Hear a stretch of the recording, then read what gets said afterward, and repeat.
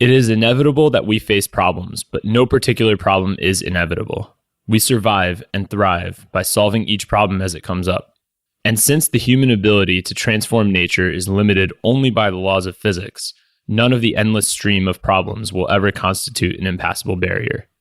Nat, super excited to do this episode of Made You Think. Very excited to do this episode. This one happened kind of on a whim. Yeah, I'd never even heard of this book. I've heard of this author. Yeah. But I'd never heard of this book until you texted me and said, how about doing this next week? This one came from a listener. Well, actually, so I take it back. I think it's a listener. You know, I should have looked up who it was before. Let me look it up right now. All right. This came from Christopher Bello, or possibly Bello or Becho. I'm not sure if it's a Latin American last name or an English last name. But Christopher suggested this book 2 weeks ago, actually. Right around the time you recommended it. You texted me and said we should do this one. Because he sent it to me in response to my Monday newsletter. I'm not sure if he listens to the podcast or if he just follows the reading, the medley. But yeah, he sent it to me and I looked it up. I was like, oh, this sounds really cool. Send it to you. And then, hey, here we are. Yep. It was pretty aggressive reading this book in 1 week. Yeah, but it wasn't as... So I lumped this in the GEB category, Gödel, Escher, Bach, for those who haven't listened to that episode. And I guess we should say the book that we're talking about. Yeah. So we're talking about The Beginning of Infinity by David Deutsch. Yeah. So. But yeah, I put it in the Gödel, Escher, Bach category. What? It is David Deutsch, right? Yeah. I always mix up him and Daniel Dennett. Same. Yeah. Okay, I'm glad I'm not alone on that. Okay, Daniel Dennett is Darwin's Dangerous Idea, and David Deutsch is Beginning of Infinity. Yep, at least he didn't use an all D name again. That's exactly what I was just going to say. Yeah. That's how you can keep them separate, is that Daniel Dennett is the one who decided to use... Who loves alliteration. But this is sort of in the same boat as those two books where it's sort of playful. Yeah. But it's sort of a playful, meandering kind of book that talks about everything, basically. Yeah. From evolution, physics, philosophy, political philosophy, psychology, money. Memetics, epistemology. Pretty much everything. Yeah. Yeah. It's just really cool. And ties it all to this one central idea, which was very cool. And it honestly changed how I think about some things. Yeah. There's a rebuttal to some of the books that we have read because he mentioned a lot of them. Yeah, which will be fun. He calls out some of the other authors that we've covered on the podcast so far. He doesn't call out he calls out a lot of the ideas, I would say, behind Taleb as well. Yeah. Which was pretty interesting, like Lindy especially. Right. Which is one thing that we've held almost sacred on this podcast. And it's kind of fun sometimes attacking your sacred beliefs because you don't want to become a flood geologist. Exactly. Right. So it's...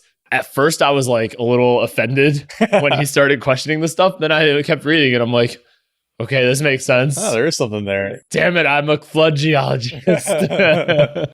Doesn't mean Lindy is like wrong or not a useful concept. It just means there are, you just got to use your brain. Meaningful criticisms of it. Yeah. And I think he does a good job of that. It's probably the most counter to other book that we've read that we find compelling. Yeah. Because The Jungle was very counter to like Atlas Shrugged, but didn't find it very compelling. Right. It didn't sway me. Yeah, it didn't really sway me in any way. This one's very compelling while challenging some of the ideas that we've talked about before. So if you enjoy Nassim Taleb or the Gödel, Escher, Bach book or episode, or Darwin's Dangerous Idea or any of those, I think you'll get a lot out of this, as we certainly did. And it's very cool that he's very clearly a scientist. Like he thinks about things like a scientist. Yeah. But then just arrives at some different ideas than Pepper is not amused. Nope. But he arrives at some very different conclusions anyway than like Daniel Dennett did in Darwin's Dangerous Idea. Yeah.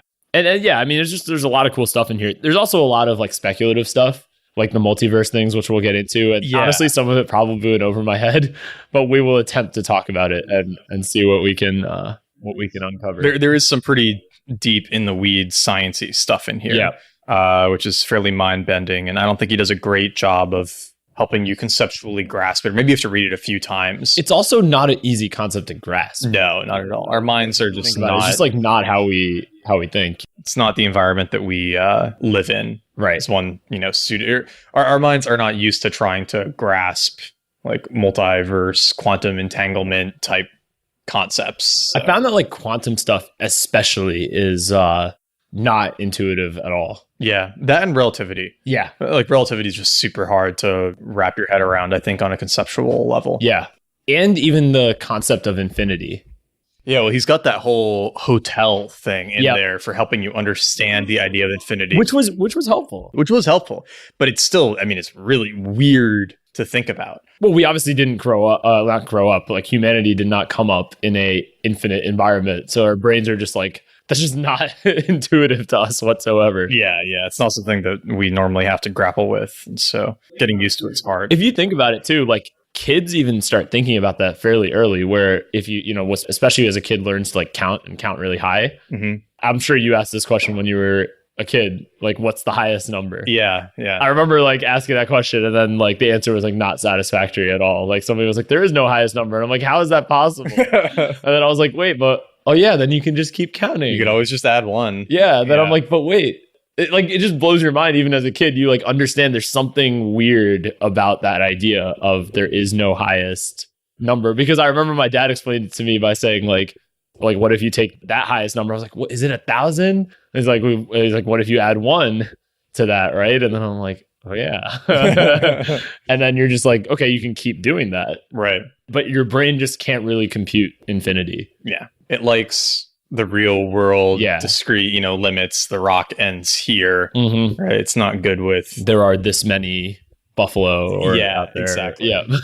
Imagining that you could count buffalo all day and not be any closer to counting the last buffalo is like a weird thing to think about. Yeah. So it's just not what our brains are built to do. But that said, he sort of bases the premise of this book on the idea that if it's not prohibited by the laws of physics, it's possible. Yeah, which is a huge theme of the book. Right. Argue that's like the central theme of the book. That's what sort of ties everything together. Well, in the intro, he says that what he's arguing in the book is that all progress, both theoretical and practical, has resulted from a single human activity, the quest for what I call good explanations. And then he expands on that in, I think, 3. Yes, in chapter 3, where he says that every putative physical transformation to be performed in a given time with given resources or under any other conditions is either impossible because it's forbidden by the laws of nature or achievable given the right knowledge.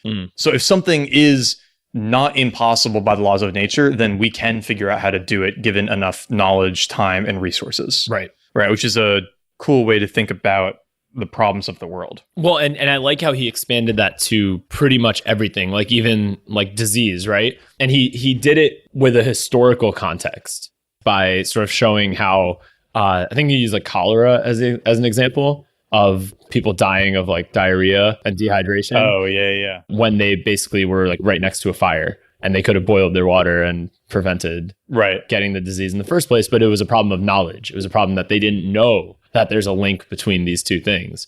And so he uses that to really demonstrate that like a lot of the problems today that we have are not impossible to solve, that it's just a gap in our knowledge. Yeah. And that it is possible to solve them. Like he really calls out death. He spent a lot of time on that. I would say a lot of the things we've talked about on this podcast, like Seneca and Taleb and different things, they all, and even denial of death, right? They all are predicated on this idea that we are all going to die. Right. And he calls out that like most likely, yes, but that's not a guarantee. It's not a like, this is a default state. This is what the state is today, but it doesn't mean that death is not possible to solve. Yeah. At least in his opinion. Right. It's just another problem. It's just another problem. Right. And to be clear, he's not saying like, there's one blanket solution to death. Like, that's not what he's saying. He's saying there's all these discrete problems that are out there to be solved. You think about accidents or cancer, disease, or but they're all just problems that are waiting for the right knowledge to solve them. Yeah. So it's pretty cool. It's a pretty cool way of thinking, actually. I would argue very optimistic way of thinking as well. Yeah, very optimistic. It reminds me a lot of Matt Ridley's book, The Rational Optimist. I haven't read it. Yeah, it's not very good. I wouldn't recommend reading it. But it takes a similar philosophy, just much less well explained, I think, where he basically says that, well, we've figured out solutions to most problems in the past, so there's no reason to think that we won't figure out problems to solutions in the future. Yeah. Right. And Deutsch does a similar thing later on in the book, but I think his explanation for why we will be able to do that makes sense, right? Like Ridley's argument is basically like, well, it happened in the past, so it'll happen in the future too. I think Deutsch does a better job. He actually calls that out, where he says Yeah. there's like almost no way of using the past as the indicator Right. for the future. But then this is sort of like a different, this isn't using the past to predict the future. This is like basically saying like every problem, as long as it's not unsolvable according to the laws of physics, like if you need to get somewhere faster than the speed of light, that is probably impossible no matter how much knowledge we gain, in his opinion. Yeah. But if it's not prohibited by the laws of physics, it's possible. It's just a matter of figuring out how. And wealth was the other thing he called out. Wealth. Like as a society or as a as a species. sufficient resources and all of that. Right. Like even if you had given cavemen like the knowledge of how to build a plane, there's no way they could have built a plane. There's like weren't the resources to go and even to like think about all the mechanical I guess the machinery or the energy that's required to even just get those metals out of the ground, shape them in a certain shape, right? It's like, it's not just a matter of knowing how to do it. You need to have the wealth to be able to do all of those things. Yeah, exactly. So he said it's like a factor of both. It's knowledge and wealth. Right, right. Because I guess even if somebody like an alien told us today, like, here's how you go mine asteroids for blah, blah, blah, right? Like we might not be able to actually do it today. Yeah. One thing he calls out in the intro that I thought was very interesting and a cool way to start the book off is basically his refutation of empiricism. Yeah. Because I feel like we believe that we gain knowledge kind of by experiencing things and then learning from them. And he makes this good distinction that experience is indeed essential to science, but its role is different from that supposed by empiricism. It is not the source from which theories are derived. Its main use is to choose between theories that have already been guessed. Yeah, which I would actually say is a great distinction that he brought up. It's like you really can't learn from experience unless you already have some guess about what should happen. Which I think is like tied to the willingness to be wrong and also just like, for lack of a better word, of bullshitting. Yeah. Right? Because like if you, I'm sure, I don't know, I don't want to speak for you, but I've come up with a ton of horrible startup ideas in the past, and then you try them, right? And that's where the empiricism part is important, or the experiential part is important. But if you don't come up with the horrible idea in the first place, or the idea in the first place, there's nothing to test. Right. Right. Just by, you're not testing anything then if you're just living, right? Yeah. And I think that's one thing he's calling out, is that you need to have the conjecture before you can use empiricism as a tool. Right. It's kind of like you need a hypothesis. Right. Yeah. You need something that you can actually test. Which means you have to be willing to sort of conjecture something. Right. Like take a bit of a risk. Yeah. Right. And as he points out too, it requires creativity, right? It's an act of being creative and trying to figure out what the truth might be kind of before the experience. Right. I think there's an idea getting more popular now in kind of Silicon Valley and tech companies that, we should just collect all this data and then see what results kind of pop out of it. And I feel like Deutsch would say neural nets or something, or no, just like big data analysis, right? And I think Deutsch would maybe say that, well, that's pointless because you're trying to learn from experience without a certain hypothesis, right? You should have a idea of what... There's no aim. Yeah, there's no aim. You should know what you're looking for and what hypothesis you're trying to answer before you kind of collect or look at the data, right? Because if you just look at it looking for something, you will find something. Which companies do. Yeah. Companies do. They're like, there's those hilarious graphs that are like the link between Nicolas Cage movies and... Like, you see those? What are the Nicolas Cage movies and like gun deaths or something? Like, exactly. It's like if you just look at a massive data set, you will naturally find correlations. You need to know what you're testing for. Right. Yeah, exactly. I mean, and so one thing I wish he went into more detail on, and I mean, it was already such a deep book. Maybe there's just no room to philosophize about that in here, but I wish he went into more of like where the conjectures come from. Like he mentioned creativity, but in some ways your experiences influence your subconscious, which influences what you come up with in terms of your ideas. Right. And then it's like some kind of strange loop, right? Because it's a very self-reinforcing cycle. Yeah. I don't know. It's a very interesting thing. He would have probably, even if he tried getting into that, it would have been some kind of strange loop. Yeah, it would have been. He'd have gotten stuck in. I think he would have gotten stuck pretty quickly.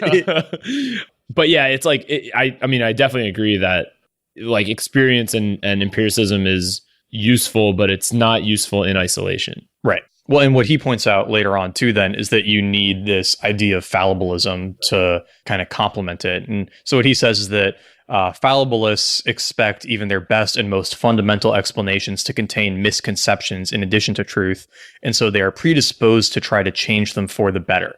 And this is kind of like a life philosophy that I think he's saying you should have, is that anything you think is true, you should assume part of it is wrong. Right. Right. And always look for ways to improve your understanding or your explanation of whatever it is that you're thinking about. I've never heard this expressed as fallibilism. Yeah. Right. But I love the idea.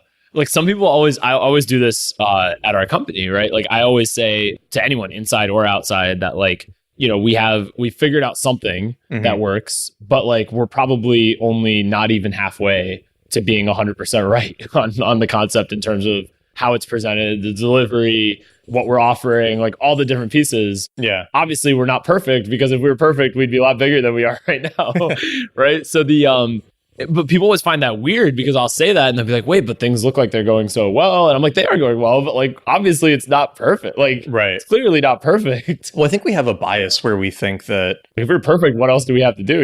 Like, why am I working on it? It's kind of like, I think people think that something is either working or not. Right. Like it's a binary. Yeah. Like very binary. I see. Yeah. Whereas something could be working and be imperfect. Yeah. Right.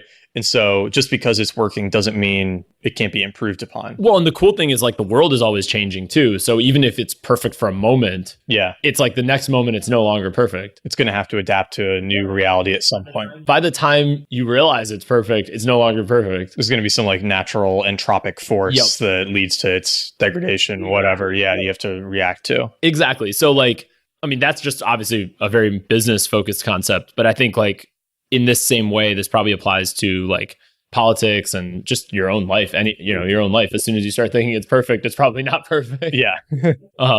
One other thing that I wanted to mention on that is I love the dialogues that he had, like the Socrates. Yeah, how he introduces the dialogues in the book. That was fun. And Hermes, and there's definitely a little bit of Gödel Bach influence in here, I think. He mentioned Gödel Bach, I think, or he mentioned Hofstadter. Yeah, he mentions Hofstadter. Yeah, and he mentions GEB as well.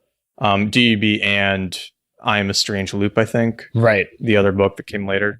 But yeah, so he introduces kind of like fallibilism as a central idea, along with testing using your creativity, come up with explanations that you then test through experience.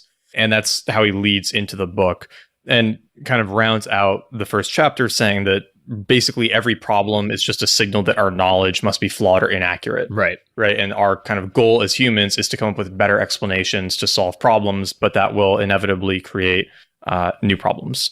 And that's kind of what he's getting at with that, is that is this beginning of infinity, right? The beginning of each infinity is a new problem, and each problem leads to infinitely many more solutions and their resulting problems that come with them. And we're sort of stuck in this continual loop of solve problem, discover new one, solve problem, discover new one. And that's really just all human advancement is. Right. Yeah. Human advancement, and potentially what he calls like, what does he call it? Like any being, or not a being. What does he call like constructors? I think, right? Like when he was referring to, it doesn't have to just be humans. It could be any kind of extraterrestrial life as well. Well, I think he eventually goes on to say that like that's what a person is. Right. And it doesn't have to be a human. It doesn't have to be a human. Person is I think it's a constructor, right? Yeah, like person constructor. Yeah, something like that. So something he gets into 2 chapters later in the Spark that I thought was pretty interesting is this idea of the principle of mediocrity. Yep. And the anti-anthropocentrism, which has kind of been going on since, I think he says, the Enlightenment. Yeah. Right. But that historically, there was always this idea that humans were important for understanding the world. And as we learn more, kind of the obvious realization is that no, humans really aren't important in a cosmic sense. Yeah. Dennett definitely talked about that a lot. Yeah. Dennett talks about it a lot. Right. Really, the only way to understand physics or science or kind of anything is to stop thinking that humans matter. Or that like the universe revolves around humans. Yeah, or that we're significant in any cosmic way. Because I think geocentrism is probably the best example of this, right? Thinking that the Earth is the center of the solar system, right? It's like, well, no, because the Earth doesn't actually matter in the cosmic scale. It's just another planet. It's understandable why someone would have started with that. Yeah. Right? It's like, it makes sense from a psychological standpoint. But yeah, once you're out of that mentality, then it's a lot easier to see the world for what it is. Right. And kind of what he's saying is that we end up being able to apply this to most areas of science and thought, I think. The example I like that he gives is how the Earth is actually not that habitable. Right. I love that, actually. I love that he explained that, right? Because it's like kind of gets you away from the, what is it, like Garden of Eden type concept? Yeah. Or even like the rare earth concept. Right. Yeah. Well, the rare earth concept is slightly different, I would say. At least the book Rare Earth is much more about the formation of the Earth. Okay. And the like where it sits in the solar system being like a bunch of series of accidents. It's less about like rare earth as in like the conditions on Earth are super rare. It's just more of like the fact that this planet ended up being the planet is a whole bunch of weird things, like how the moon played a role in that and Mars plays a role in that. Yeah. Like with the Jupiter, with the asteroid belt.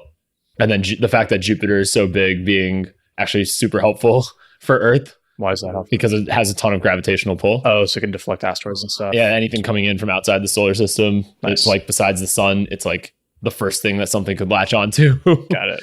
Yeah, it's just like all these cool things. Anyway, that would be a cool book to look at some point. But yeah, so this gets you outside the idea that like there was at one point in time this like beautiful Garden of Eden where we didn't have to do anything and the Earth just provided. And right.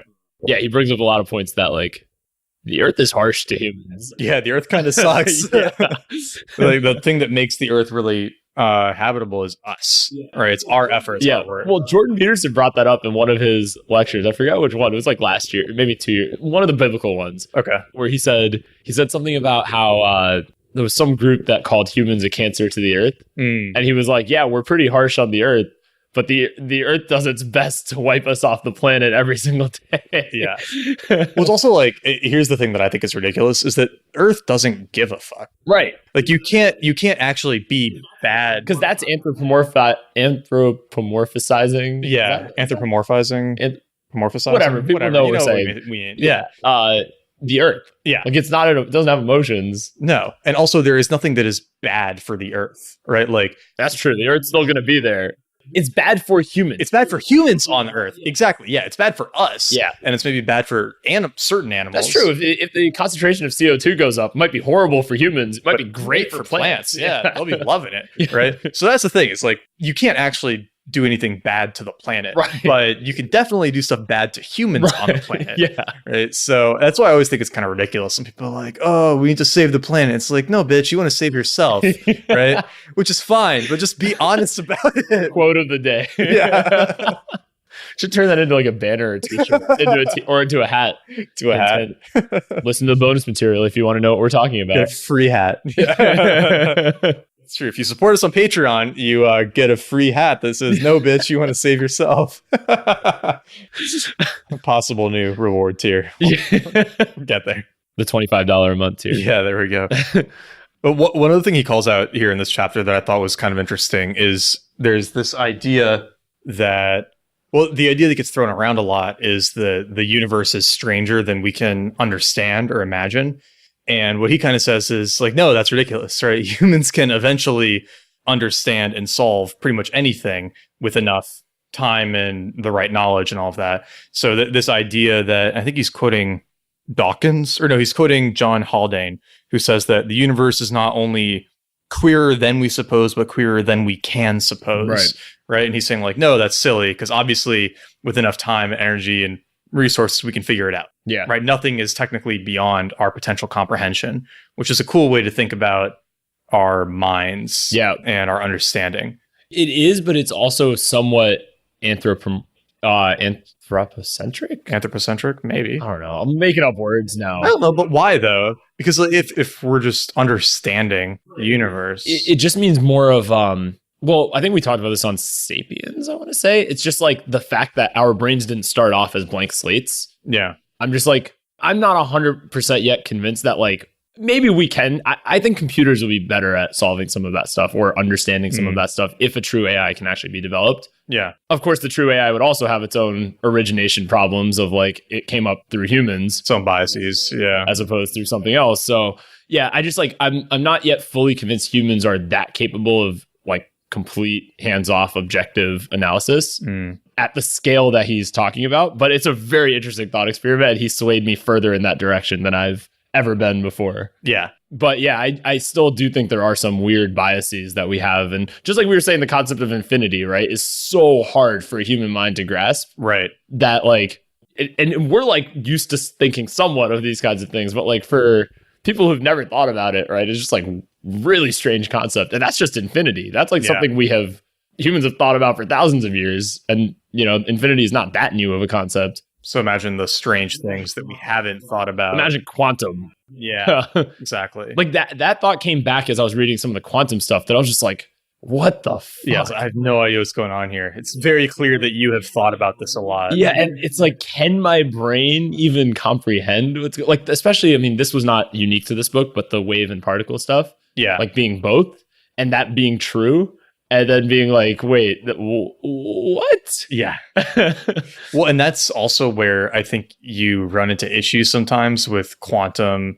Like, so we've talked about The Secret before, right? It's like that ridiculous book and movie that's like, oh, you can will the universe to, you know, benefit you by concentrating seriously on visualization, basically, or something. Well, part of that came from quantum theory. Did it really? Because yeah, if you sit like a stupid person down and show them quantum theory, and they're like, oh, so by observing the particle, I decide like which path it took through the system, right? So my will and actions affect reality. And it's like, well, no, it's not really how quantum stuff works, but you can see how someone who doesn't get like the full explanation could say, oh, you know, our thoughts change reality. Or all his stuff about the multiple universes and multiple histories. Yeah. Right? That like could lead someone to be like, well, if I just concentrate right, I'll be living in the history I want. Right.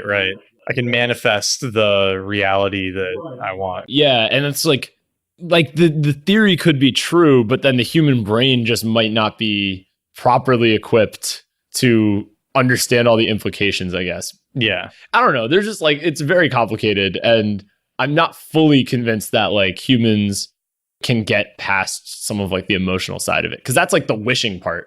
That's like being like, oh, I wish that this is the history I was living in, right? Or like the secret, right? This is what I hope to happen. Yeah. But that's very emotional. Yeah. It's not objective in any way. And that's also misinterpreting the theory, really. Because the theory is not that you can control that stuff, really. Right. It's just the fact that, you know, it's I guess observing it makes it happen. Like, wait, why is it that it's a particle when you observe it and then a wave otherwise?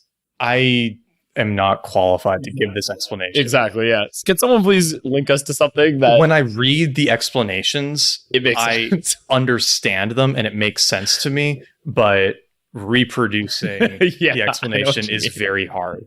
Like the part that I've always had not a problem with, my brain just can't get around it, is like, because I've seen this like YouTube video that was like trying to break it down for like, I don't know how a fifth grader would get it, but break it down for like a fifth grader. It's like a cartoony video. Yeah. And they showed how the experiment was done with like even just a camera, right? And that counted as an observer. Right.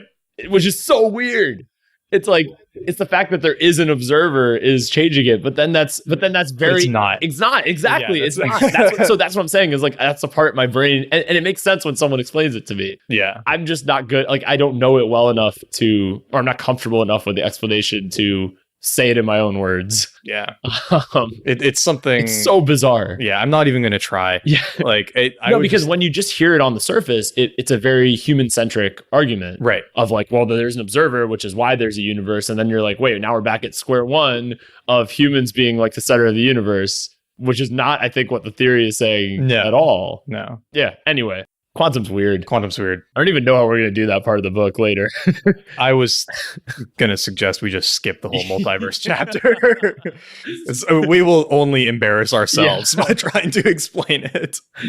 The one thing I will add, though, is that the one part of that theory that I do remember that I think helps clarify some of it is that it's not that the observer created that reality. It's that they observed that possibility. Right. And so it's not that because the camera was looking, the particle went through that hole.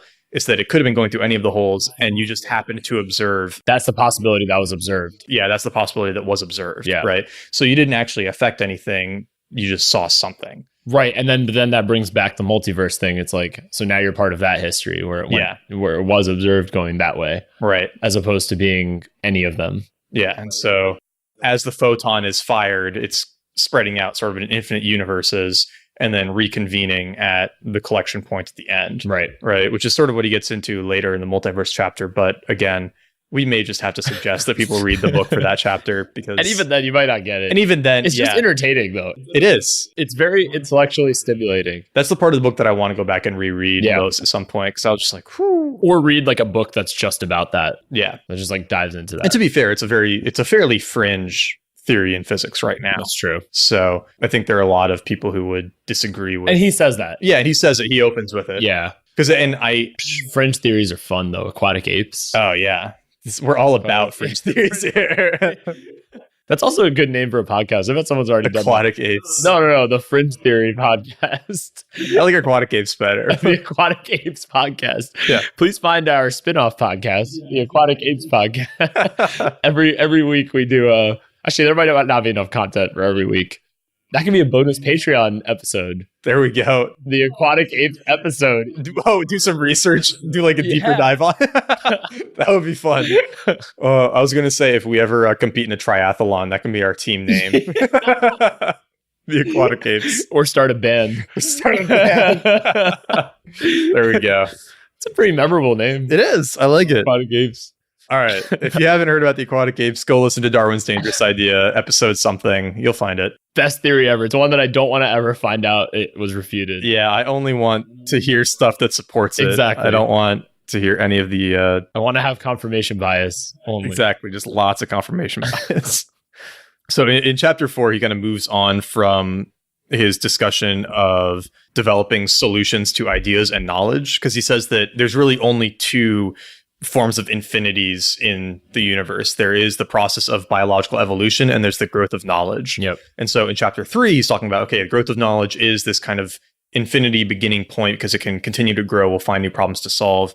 And then biological adaptation and evolution is also an infinity because that theoretically never has to stop either. Well, and he linked two ideas, which are, we've talked about as linked, but it was cool to see them talked about here as linked, memetics. Yeah. Right. So it's like he starts to introduce this idea that ideas are adapted to their environment and they need to be improved and such as you get new evidence, and organisms also need to adapt and change in response to their environment. Right. They're very similar processes. Right. Yeah. So, which is pretty cool. It's on the reality of abstractions. Yeah. Well, I think, actually, because he starts to bring this idea in here that ideas can be replicators in the same way that genes can. But he talks about it way more later on in the book in like chapters 12 and 13. So maybe we should just save it for there. Yeah, let's do that. Yeah, because he does go so much deeper on it. And that was actually one of my favorite parts of the book. Probably my favorite part. Your favorite part, 12 and 13. Yeah, those are great sections. So we will get there and we will do it justice, assuming we don't, conk out halfway through the book like we do in some of our episodes. No. So, oh God, it's 3 hours. We're halfway through the book. We definitely will not. We won't. We'll keep going. But yeah, so I think the next cool thing to cover here is kind of in chapter 6 about universality. Yep. Where he talks about how some ideas and concepts can just be useful and functional in a local sense and in a contained sense. And then certain things make the jump to actually being universal and effectively infinite. Right. And he gives the example of numerals and numbers, right? So like the Roman numeral system was never really universal because it would require additional numerals to continue to represent higher numbers. Right. Right. Which is why like the Romans' idea of, was it Rome or Greece? It was one of those societies where they basically said that anything above, I think it was like 4,000, right? It was just like, oh, that's too big. It's too big. Yeah, they just like had some term for it where it was like, oh, and then there's just a bunch of other numbers, right? They just never needed to count that high, so they kind of like gave up around that mark. I was gonna say even like tally marks. Yeah. Right? Like imagine trying to do math with tally marks as your numerical system. That would just be really, really hard. So, but he points out that the Arabic numerals that we use, right, just 0 through 9, right, it's just 10 symbols. And those 10 symbols plus a few ordering rules gives us an infinite number of numbers. Right. It's like those 10 numbers and literally, 2 rules?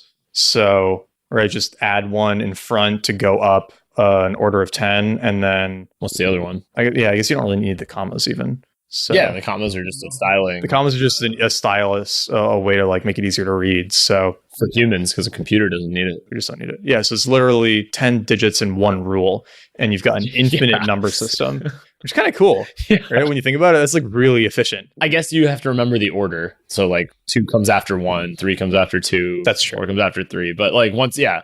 I mean, yeah, because I guess otherwise you wouldn't know that the symbols, like what they even are. Yeah, you do have to have a conceptual relationship with the symbols, but beyond that, it's extremely simple. Yeah. Whereas the Roman system, it's like, all right, we need a 1 and then a 5 and then a 10 and then a 50 and 100 and 500 and 1,000. Right. I think they had symbols for all of those. So one thing that I was thinking about with this chapter is like, so languages that have an alphabet Mhm. makes logical sense to me, right? Like the way he talked about it, it's just a better system. It's simpler to represent things. He mentioned like hieroglyphics versus Right. this, right? But then there are a lot of Asian languages, particularly East Asia, right, which are still effectively hieroglyphics. Yeah. Like Chinese is effectively hieroglyphics. Japanese is, I mean, it's not as simple as it's not, like, I'm not saying it hasn't evolved past hieroglyphics, right? But it's the same idea. Like a character represents a word or a concept, Mhm. which is very different from having an alphabet. Yeah. I wonder why those have lasted. Right. That's what I'm saying, right? Is like, I'm sure an alphabet probably came up at some point or another in their history, or the similar concept to an alphabet, but it didn't latch on. Well, Korea is a good example because as I understand it, Korean script Is a universal. Yeah, it's based off of a few symbols that represent different sounds. Oh, okay. So it is a sound based, like, and you put it together. Yeah, and you can kind of latch them together to make words. But then, yeah, I know traditional Chinese script is it's just like you got to memorize all the. That's what I'm saying. Yeah. Yeah. And like that doesn't feel universal at all. I think Japanese is as well. I think Japanese too is like what 1,000 or so symbols that you need to know Oh, wow. to be able to read the newspaper. Jeez. Yeah, it's a lot. It's a lot. Yeah. Versus, as you were saying, like, English, 26 letters. yeah, it's very interesting that those have survived and survived for a long time. Yeah. Although I think there is some logic. Yeah, I've had friends tell me that, but it just seems like a longer or a bigger set of rules than 26 letters. Yeah, it'd be much harder to pick up. And to be fair, most of the rules that make it understandable they only help once you already know what the symbol is. Right? So I think like the symbol for person, you can kind of imagine. It's like the symbol for person in Chinese, if I'm remembering this right, is kind of like imagine like an upside down V. It's a little curved at the bottom. And so you can kind of think of that as like 2 legs and imagine a little head on top. Ah, okay. And then there's like stuff like that you can do to memorize the symbols. But looking at that symbol without that explanation would not help you understand what it means, right? Right. So it only helps in retrospect. Whereas with, an English language or the alphabet, you can even make up words that Right. you can theoretically guess what they might mean, right? Just based off of general like combinatory rules. Yeah. So it's more universal in that sense. Yeah. And it just seems like there's fewer rules, fewer things to remember, like. Yeah, it does seem easier. I mean, English is a pretty brutal language. For pronunciations, especially. But I was going to say, like, the Romance languages Yeah. are really simple, even from a pronunciation standpoint. Yeah. Like, the rules are fairly universal, even, there's no, like, hard A, soft A. It's just like, this is how you pronounce an A. Yeah. Well, even French. That's what I'm saying. Yeah. Which is a Romance language. So People think of as being like weird and hard with like all the silent stuff. Once you learn just a few rules, it's very easy, Yeah. actually. It's way easier than English to figure out how things should be said. well, I always say like English would probably be a horrible language to learn as a second language. Of course, a lot of people do it, but Yeah. I'm just saying I would feel like I would have difficulty with that. All the pronunciations plus having 5 words for everything. Yeah, the number of words for everything are. English has something like 5 to 10 times as many words Yeah. as most other languages. I mean, it creates for some beautiful prose, but it also creates a lot of confusion, I'm sure, for non-native speakers. yeah. Like, I need to learn 10 different ways to say, I don't know, what's an example? It's probably a blind spot for us. Yeah, exactly. I don't think about it too much, but anyway. That is the nice thing with learning some of the other Romance languages and stuff is, there's just one word for this thing. Right. Oh, that's great. I think this came up in the Foucault book we did of how complicated the translation was. Oh, yeah. But it had to have been done on purpose. Right. Because French is it's a much less complex language than Right. English. And so he must have been being opaque in French too, Right. for it to come across opaque in English. Because if you read, like Seneca, right? It's extremely clear prose, Right. and that's being translated from ancient Greek, which is a very simple language. Or Latin, I guess. Or Latin, yeah. For Seneca, right? Latin for Seneca. I was thinking ancient Greek for Aristotle. Yeah. Yep. For Nicomachean. And that was also very readable. Both of them were very simple. Yeah, super simple. So it's not just the fault of translation. But what he's getting at here with this kind of universalization is criticizing another idea that we've talked about on the podcast, which is Reductionism. Yeah, well, reductionism, and I was going to talk about the brain as computer. Ah, yes. Okay, yep. Because we've mentioned this before, that basically the way we think about our brain is influenced by the technology of the day. So Deutsch says, first, the brain was supposed to be like an immensely complicated set of gears and levers. Then it was hydraulic pipes, then steam engines, then telephone exchanges. And now that computers are our most impressive technology, brains are said to be computers. But this is still no more than a metaphor, says Searle, and there is no more reason to expect the brain to be a computer than a steam engine. And if we remember from Dangerous Idea or Denial, I think it was Denial of Death, where he was, who's Denial of Death again? Ernst Becker, where he was criticizing Freud, right, for basically thinking of the brain as a steam engine with like pressure building up, needing to be released, right? It's like very steam engine-y ideas. But Deutsch goes on to say that there is a difference, and there is a reason we should think that a brain is a computer, not a steam engine, because a steam engine is not a universal simulator, right? But a computer is. So expecting it to be able to do whatever neurons can is not a metaphor. It is a known and proven property of the laws of physics as best we know them. Well, and it goes even beyond that, right? It's that computers based on zeros and ones is a binary, and a neuron is also a binary. It's either activated or not. Yeah, it's kind of like in Go to Lecture Bach. Right. Talks about that. It's every individual neuron is just firing or not firing. Right. And that eventually emerges to all brain activity. Which is amazing. Yeah. Yeah, it's super cool. And that creates sort of this universal potential for understanding that we find ourselves in. And a steam engine could not do that. It's not a universal system. Right. You can't do anything with a steam engine. You can do one specific thing, but you can theoretically do basically anything with a computer. Yeah. It's powerful enough. Yeah, and then he goes into the reductionism part, which I actually loved because that is one area where it sounded like he actually really strongly agreed with Taleb. Because Taleb talks about the scaling problem in Skin in the Game. Mm-hmm. And this is kind of the same thing where he says, he goes into a couple other arguments basically against the idea of, or not against, against the idea that an AI is possible. Right. So basically, I think, who was it? Lady Lovelace? Yeah. Said that an AI is impossible. And then also criticized Hofstadter, who had said that like an eye is not really a thing, which we've talked about a lot in other episodes of this podcast. And then in this chapter, or I guess this section of this chapter, he criticizes that by saying that both of them share the mistaken premise that low-level computational steps cannot possibly add up to a higher-level eye that affects anything. And I guess what he's saying is like, if you scale that or you get enough computational power, an eye could emerge. Yeah. Right. And like that's always been the biggest... And to be fair to Hofstadter, which I thought this was a little unfair in this part, Hofstadter said that in GEV. Yeah. That an AI could emerge. I was confused by that too. But I guess maybe in a later book. That's what I'm thinking too. Because he didn't quote GEB in that section. He quoted a different... I think he was quoting I Am a Strange Loop. Yeah. So maybe Hofstadter changed his mind later and said, okay, as now we've seen more powerful computers and nothing has emerged. Maybe he's saying that like... But also in GEB, he didn't say one way or another. No, but he said it's a possibility. He just said that like ant colonies have this emergent property from simple behaviors. And so other things should have emergent properties from simple behaviors. Which is what I thought that was his point of view. But I guess maybe he changed his mind in a later book. Well, I think you could have both point of views, right? So I think what Hofstadter might say, which I would be inclined to agree with, is that we can have emergent behaviors that are easy to interpret as an I, right? Like an acting thing. But it's, what book did we talk about this? I think Homo Deus, right? Like what does the mind do that the brain does not do? We also talked, it came up in a bunch of books, I think, so far. And so that argument I find fairly compelling where it's like... Even Elephant in the Brain, I think it came up. Yeah, that was the other one. Yeah. Right. So I think that a lot of this gets tricky just because there's like semantic baggage around mind and I. And, there is, definitely. Free will and all of that. And I think they could all be agreeing while saying different things. I think that's what it is, right? It's like, because like some people, when they say like an I does not exist, are probably saying that like you have no free will. Right. But I don't think that that's what these people are saying.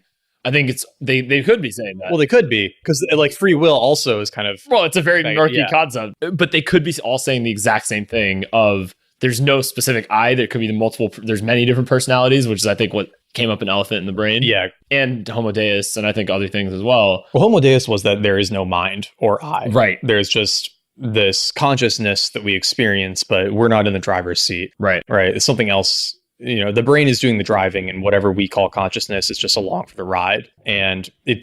But I think that doesn't necessarily disagree with what Deutsch is saying, because it sounds like Deutsch is just saying that a powerful enough computer can have emergent creative properties, because his big thing seems to be creativity, like creation of knowledge, coming up with ideas. Yes. And that could happen with enough ones and zeros running around. And I don't think Hofstadter would disagree with that either, because... No, it sounds like that was Hofstadter's premise when we read GEB. Yeah. I felt like that was what he was talking about with the ant colonies and stuff. There's a whole section on that. Exactly. You take a simple process and you multiply it, and you can have emergent things, right? And he might also push back against Deutsch and say that nothing we do is actually any more or less creative than the emergent ant colony stuff, right? Right. It is simply these like random variations and permutations on lower level systems, right? Turning into these behaviors, discoveries, whatever you want to call them. And Deutsch, it feels like, would push back and say, no, there is something special about human creativity and knowledge creation, but I don't find that compelling. I don't know what would be special about it. You could say the constructor thing. Yeah. But that doesn't feel like it needs an I. No. Right? That could just still be happening as an emergent property of ones and zeros. Yeah, then it's a semantic thing. Then it's like, what do you call an I, right? Yeah, it's very semantic. Because then, I would call the constructor the I. And I would also say that any artificial intelligence that was a constructor that was coming up with... Because remember, it goes back to the question of like, who's coming up with the theorizing or coming up with the concept? Yeah. So if there was a computer that was coming up with concepts on its own...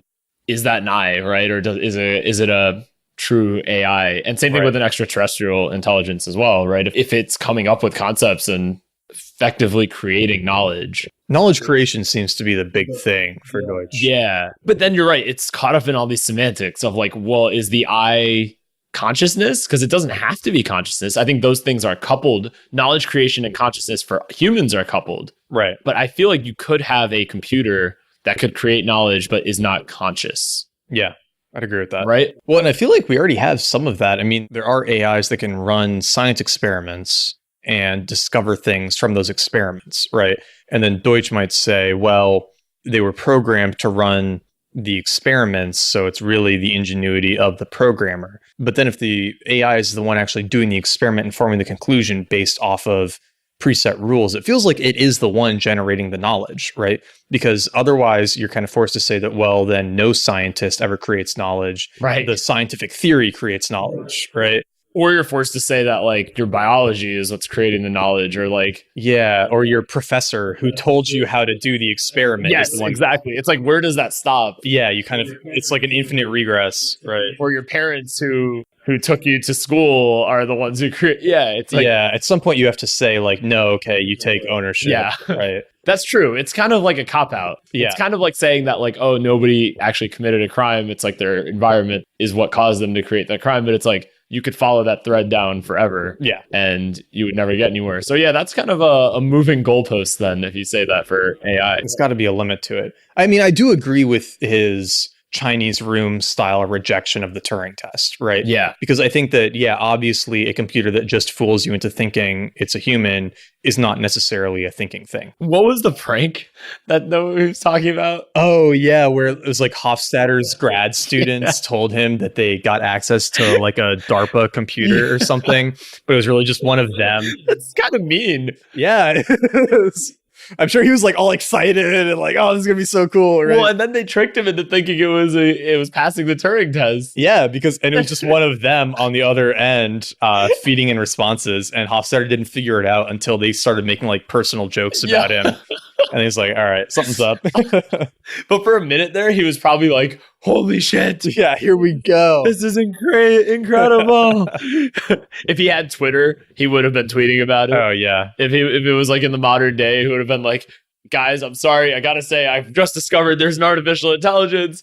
Can you imagine? That would have been insane. That would have been cool. I wonder if he's on Twitter. Yeah, no, but I'm just saying if it happened like today, like, can you imagine if like Elon Musk someone pulled this prank on Elon Musk and then he was like tweeting, holy shit, AI is possible. And then like 30 minutes later, Just kidding. It was a prank on me. I feel like he'd be on a plane as soon as he'd be like, I'm getting out. Oh, yeah. I'm going to the bunker. I'm going to Mars. Or Yeah, like, exactly. by the way, it's ready, but I'm not even telling anybody. I'm out. Actually, we've kind of jumped into chapter 7 here because that's where he starts to talk about the problems with AI and the Turing test. And he gives this a good example about jokes, right? Yeah. If a program tells a joke and it's funny, it's not necessarily even that the program is the one being funny. It's that the person who programmed the joke in. But if a AI can come up with a joke that is funny, then it has successfully been creative. Right. And that's like the core of knowledge. That's actually a better Turing test, I think. Yeah, I like that. Like if a computer can come up with a joke Mhm. on its own, like that is, I think, an AI. Yeah. Well, and that's why, I mean, have you listened to any of the music? Although, couldn't you brute force that? Like if you just tried enough combinations of words, like what's the thing in GEB, like the endless library, right? That was in GEB. Was that GEB or a different book? No, that was Darwin's. Darwin. Okay, yeah. Yeah. The endless library of genetic combinations. Yeah, it's kind of like that. It's kind of like that. I mean, the problem is that you would need some test for funniness. Right. And I don't know how you would code that in. Well, what if it was a human that was a test for funniness? And I guess that's also culture dependent because something that would be funny to an American in 2018 might be not funny to an American in 1950. Yeah, and vice versa. You go back and you watch some stand-up bits from even 10 years ago. Go to Netflix and watch the classic Eddie Murphy stand-up. The one where he's wearing like the red jumpsuit. There's like 15 minutes where he's just like going off on gay people. Yeah, right? and you're multiple sort of segments in that. You're just like, is that the one where he says like faggot just over and over and over again? Yeah. And that was totally okay Totally in fine. the 80s, I guess. That was the 80s, right? I think so. Yeah. But like, I don't know. When I watched that, I was like, okay. Like, I'm uncomfortable now. Yeah, forget about watching that with another person. You'd just be like, holy shit, we're turning this off. Or have you seen Chris Rock, Black People versus Niggas? Oh, I love that. Love that skit. It's hilarious. That's one of the funniest bits ever. But if he did that today, can you imagine like the BuzzFeed or whatever headlines the next day? Oh, yeah. Or even like something even less controversial, but it's still controversial, is like when he did the gun control one, like the anti-gun control skit. And it's the same exact stand-up. Yeah. Where he said something about something basically about how like gun control is pointless because if you have a gun, you don't need to work out. And like anybody who hasn't watched that whole stand-up should just go. Yeah, it's amazing. Yeah. Put us on pause. Go watch that old Chris Rock bit. It's fantastic. And then come back. We'll be here. Yeah. But yeah, no, that's a good point. It's like humor does evolve. So it'd actually be interesting if a computer could create a joke that is relevant now and then continue to come up with jokes that are relevant as the culture shifts. That would be a good Turing test. A joke generator. That would be amazing. If you had an AI comedian. Yeah. That would be super cool. I guess the biggest problem though is, and this is something that other people have pointed out, is that, very local competence is not actually the type of AI we're normally talking about. That's true. Like Go, like playing Go. Exactly. Really well does not mean it's in general intelligence. AlphaGo, right. Exactly. It's way smarter than us at Go, or the music composing AIs, right? Can make beautiful music. It's considered better than Bach, but it can't like get up and walk around. Right. It can't go play tennis after it composes music. Right. Or as I think Hofstadter said, it can't choose not to. Yeah, it can't choose not to compose music today. Yeah. It doesn't have that freedom either. Which is actually really like, that's another really interesting thing too, is like that might be where consciousness, it's like a consciousness test. Yeah. Can it choose not to? Can it just be like, I don't feel like it? Right. And then it's like, okay, well, if it doesn't feel like, it's not just obeying commands at that point, right? It's like able to, for lack of a better word, think. I saw a tweet kind of like that the other day. It basically said that I'm not afraid of artificial intelligence that can think. I'm afraid of artificial intelligence that can think and chooses to hide it, right? Or something like that, right? Because if it were truly smart, it would know not to give that away. The internet, man. Yeah, the emergent brain. And we're feeding it with Bitcoin and like all the energy usage. And that would be kind of crazy if there is actually somebody needs to work on a sci-fi movie about that. That would be a cool premise. You know what? The internet, if you are conscious, just take my suggestion. Yeah, exactly. Make the movie yourself. Just upload it onto Netflix and be like, how did this get here? It's weird. Increase our Patreon earnings while you're at it. Support your favorite podcast, internet. We'll continue to feed you. Give us a bunch of reviews on iTunes. Yeah. The internet is our biggest supporter. And Amazon. Yeah. Order lots of things on Amazon. Or no, leave reviews on Amazon generated by the AI that tell people to listen to the episode. There we go. Anyway, many tangents. Yeah. The next chapter is, I believe this is the hotel chapter. Yeah. All about understanding infinity. That's a cool one to just read. I just recommend to go read it. Just go read it. It's basically a way of trying to wrap your mind around infinity by imagining an infinite hotel, right? And there's just all this weird stuff in there, like all these cool thought experiments that come into that. Very cool thought experiments, like if you opened your door and let your dog out, right, to run to the next door, right? And then the dog had to run back. It couldn't because it would be gone. Right. Or even just like relaying a message. Yeah. Relaying a message would basically take an infinite amount of time to move. But then it was like the half thing, right? Yeah. It was like, okay, so from this room to the next room, it's, let's say 1 minute. And then the next room to the next room is half of that time. And then like so on and so forth all the way down. Mm-hmm. And then that can become a discrete number. Right. It would get there in 2 minutes. Right. But that was like, if you think about it, that's kind of like the limits thing in calculus that you do, right? And there's just a lot of weird stuff in there. There's a lot of cool math thought experiments there. Yeah. So but the one big takeaway from it, though, that I think is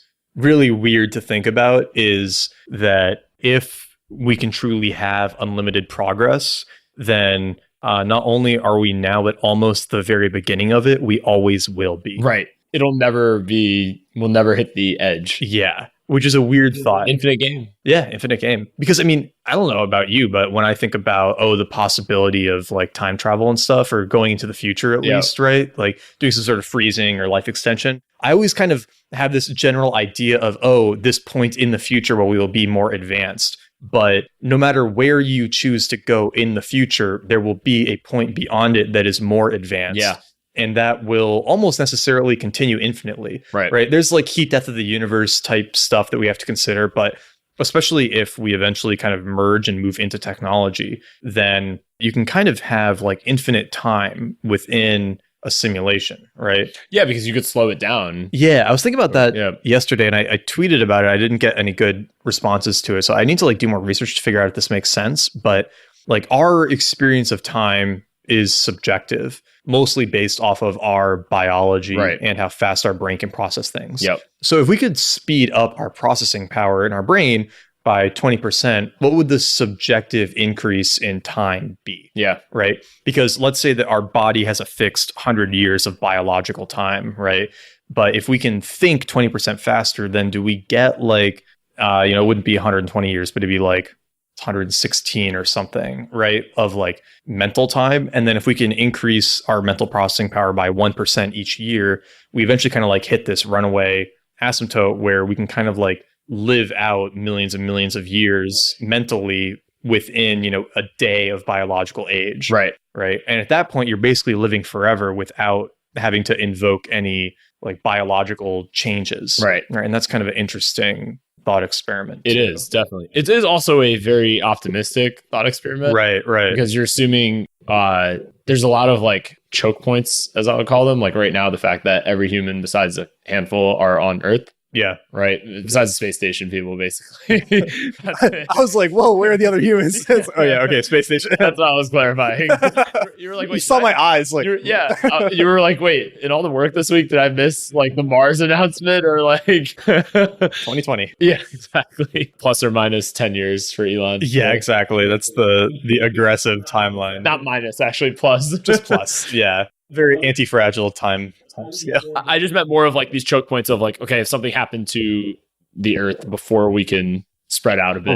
Right. There's like that. And then, not happen to the Earth. Yeah, I guess like an asteroid or something like that. And then other things like something happening in the solar system before we get out of the solar system, or something happening in the galaxy before we get out of the galaxy. Right. There's like all these different points where that's the pessimistic view. Go bad. Yeah. Right. Yeah. But it's like, but your point is actually, I think, what you're saying about subjective time is, I think, actually way more achievable than humans actually living forever, right? It's like we can simulate the forever part. Mm-hmm. And I think it gets even cooler as we merge with technology and, you start thinking about like things like VR. Right. I mean, I'm sure everybody's had dreams that feel like they last a long time. And then you wake up and you're like, I've only been asleep for 2 hours. Yeah. And you're like, I felt like I lived that entire day out. right? But it's just 2 hours. Yeah, and not even that. The dream part was probably only 5 or 6 minutes. Right. So imagine and that's at your normal brain processing speed. So imagine once you start like playing around with that, there's probably a lot that can be done with subjective time. You can get that experience on psychedelics too. Oh yeah. Like if you do DMT, it feels like you're in there for hours and hours,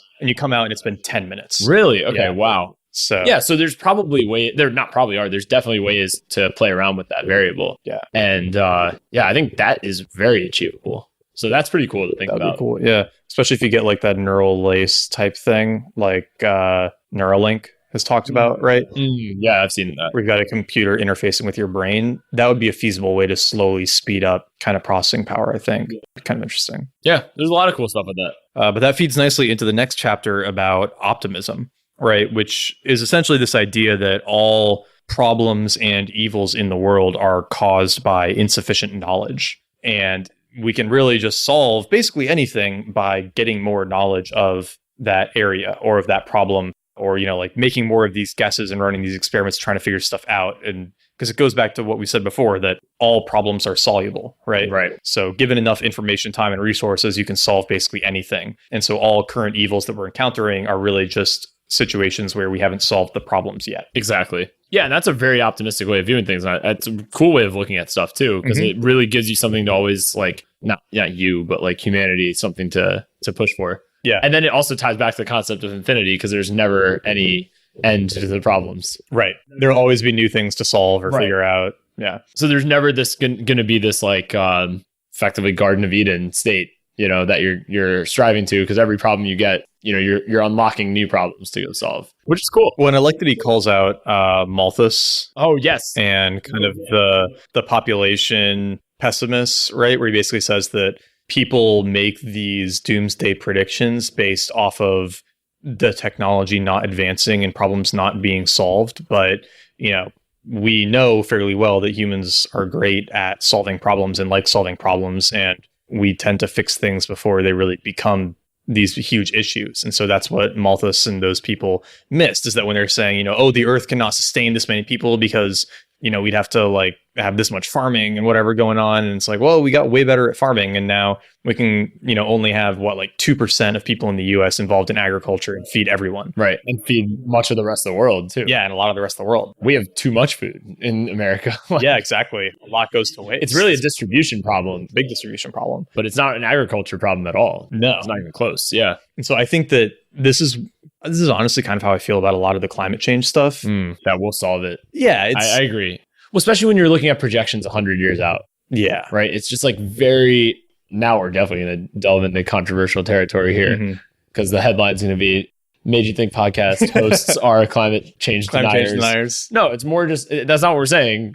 What we're saying is that at least I trust humanity to figure it out, before it becomes a disaster. Well, and I think that most of the things that will solve it are things we want to do anyway. Right. Thankfully. Right. So like electric cars can actually be cheaper and more efficient than gas cars with the new technology. Right. And we're starting to create more of them. It's so cool to look at the history of the electric car too, because that was initially what people were working on. Yeah. When cars were first invented. But to be fair, it made sense to go with gas cars for a while. Definitely. Because we didn't have the battery technology. And now we do. Right. And we can do that. And people like clean air. Right. They don't like shitty, dirty air. Yeah. Right? If you ask anyone in Shanghai, like, hey, would you like clean air? They're going to say, like, fuck yeah. Right. But, China needed to get its economy up to be competitive with the rest of the world. And now they're working on cleaning it up. Right. Right. I think that a lot of this stuff ends up working itself out from just natural human desire, right? Well, I think the problems, a lot of them stem from using the past to try to predict the future. Yeah, exactly. Right. It's like that's inherently the flaw with all models,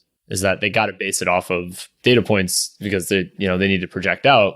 But when what he talks about it, I don't know if we have the quotation here, but it's that effectively you can't predict what will where is it? Yeah, I think it is here. It's like we can't predict what we don't know, basically. What we have not we do not yet know what we have not yet discovered. Exactly. Yeah. It sounds like very similar to the idea of blind faith, which it kind of is, but we do tend to figure these things out. Yeah. And maybe that's basic things on the past also, which is a strange loop, but yeah, it's true. You can't just assume that, we fix everything in the past, we'll fix everything in the future. Exactly. That's kind of the same flaw. Right, like some stuff will definitely go wrong. Right. But I do think that there is also, one, there's corrective forces. If we're sticking with climate change, right, there's corrective forces that the Earth does, right? So you get punished for fucking with it too much. Right. And then also a lot of the issues that cause some of the climate change stuff, we also naturally want to fix, right? And then back to your point about kind of this induction, like extrapolating from past trends, right?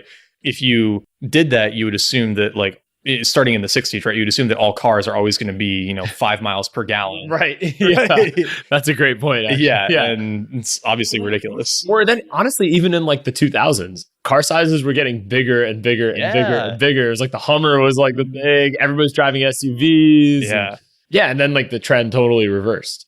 And who knows what the next trend will be, right? But it's if you just extrapolate from that, cars would be the size of tanks now. Yeah. Size of tanks and 5 miles per gallon, right? Just belching fumes. Right, but which they only are if you go to Texas, but elsewhere in the country, it's not. That's my favorite part about Texas. Just kidding, Texas people. Uber tank. Good concept, actually. Good concept, yeah. I would pay extra to get driven around in a tank. It'd be fun.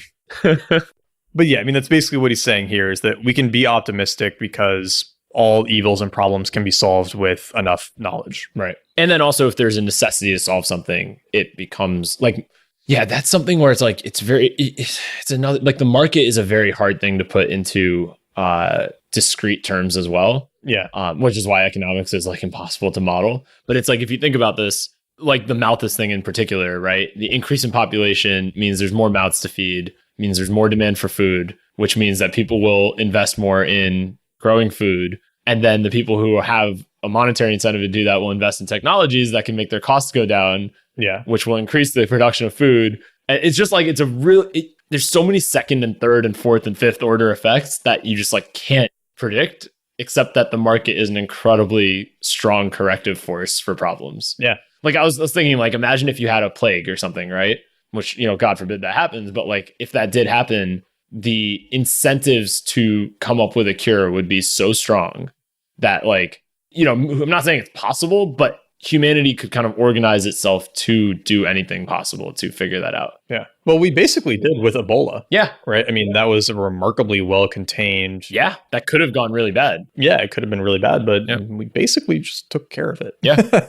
Which is kind of cool. Which doesn't get the same sort of sensationalized press that it would have if it was a full-blown plague. Yeah. Which is great that it was not. But it's pretty amazing that humanity was able to organize itself and the corrective mechanisms were in place, and with enough knowledge, right? Problems are solvable. Yeah.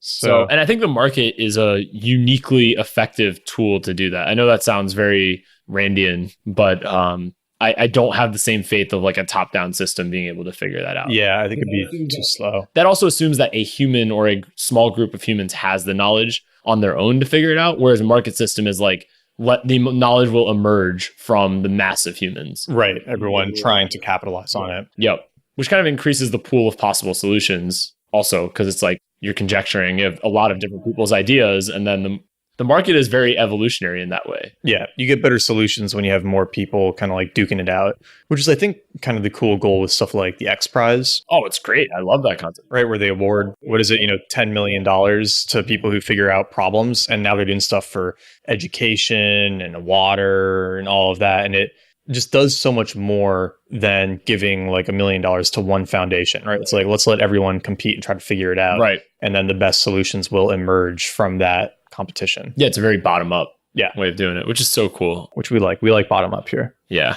Except for Jurgis from the jungle. He didn't like it. Yeah, he didn't like bottom up very much. All right. So we've got the multiverse up next, which, as we said, I think we are just going to direct you. Did we skip the Socrates stuff? There wasn't too much in there that I felt There wasn't much in there besides the fact that it's a fun thing to go read. It is a fun thing to go read, yeah. It's like a long dialogue. It's a dialogue. Very GEB style. Yo, Socrates has a dream or a hallucination of some sort. Hallucination, kind of, yeah. Plato was hilarious in that dialogue. He kept making fun of like subtle digs at Plato. Yeah. Plato kept misinterpreting Socrates' things, and that was a cool little subtle way of showing. It was fun, yeah. Yeah.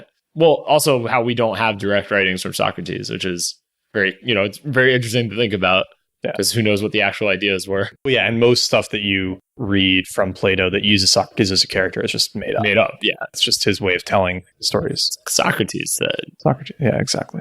Multiverse, we may have to... Multiverse, I think you just got to go try to read it on your own. We're not going to be able to explain it well here. And honestly, you don't need it really to get the book. No. It's like a fun interlude, but to get the core concepts, you could leave out that chapter and you'd be fine. Yeah, I think so. But I would definitely recommend you go read that. Yeah, I would recommend reading it. Really cool. And I think part of why he has it in there is that he is trying to defend that theory. Right. Because he seems very fond of it and it probably doesn't get taken that seriously, which kind of like what we would do with Aquatic Apes. Exactly. If we were writing a book, we would have a lot on it. It would actually just be a whole book about aquatic apes in defense of the aquatic ape.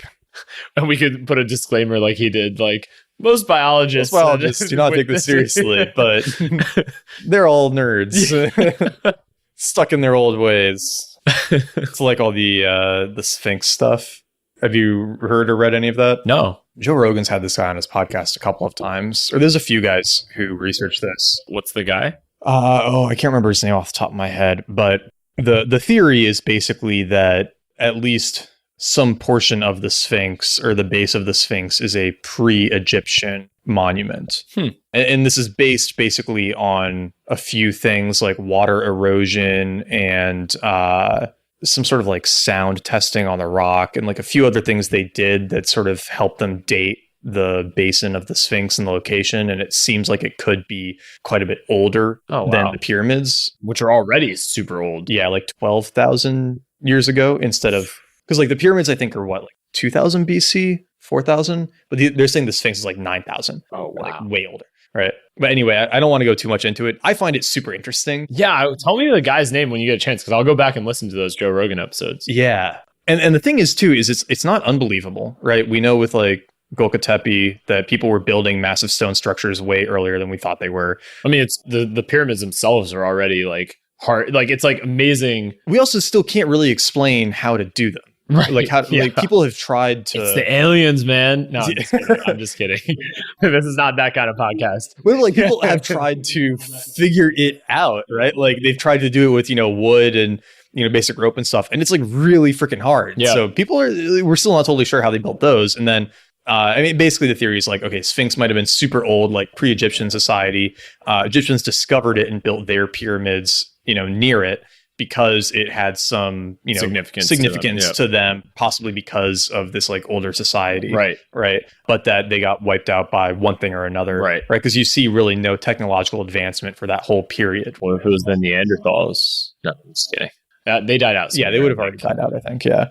So there, something probably happened that wiped out the society, and then maybe the Egyptians found it, whatever. Imagine how creepy / cool that would be if you were an Egyptian who was wandering around this area and you stumbled across the Sphinx at that time before there were structures. That would be weird. Just like chilling in the desert. That would be like us walking around like some random abandoned area, and then you just come across like the tallest building in the world. Yeah. And you're just like, what the You're like out in the middle of the Amazon. Yeah. And then you find just like a skyscraper. It's like, what the fuck is this doing here? Like you would probably think there's something supernatural going on too. Oh, almost certainly. Maybe I'm totally speculating here. Obviously we're way off in La La Land now, but yeah, I could like that explanation is very compelling. Yeah. There's just something cool about these theories. That's the thing, is like they're sexy. I understand that it is definitely a minority view in paleontologists, but if it's true, that's really fucking cool. Yeah. Right. And when you listen to him, he doesn't sound crazy. And you can look at some of the research and stuff that they've done online. We don't sound crazy, but we believe in the aquatic ape theory. So yeah, I'm just kidding. Yeah, well, I think our thing is we're entertaining this stuff, right? Because the thing that's unfortunate is that he is just like demonized by the paleontology community, right? Really, or like the Egyptology community. See, that's the kind of stuff that sucks. Where it's like even with like the like any sort of like fringe theory, right?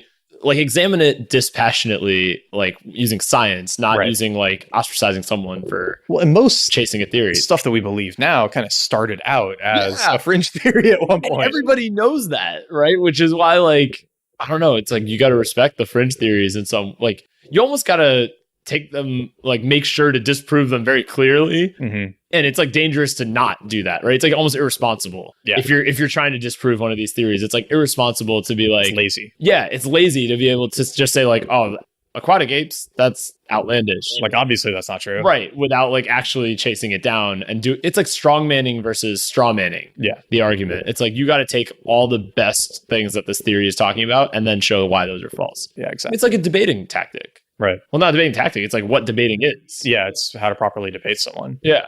That sucks that he's ostracized for that. Well, that like, and they did some sort of, because I guess you can do tests where you like blast sound waves into the ground and then you can get like images of what's under there.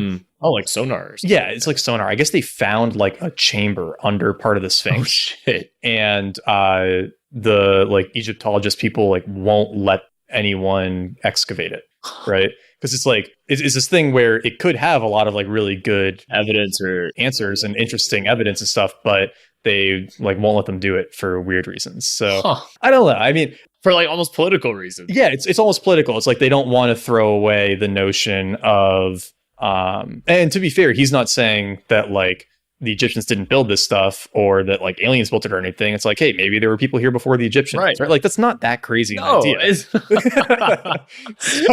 I don't know.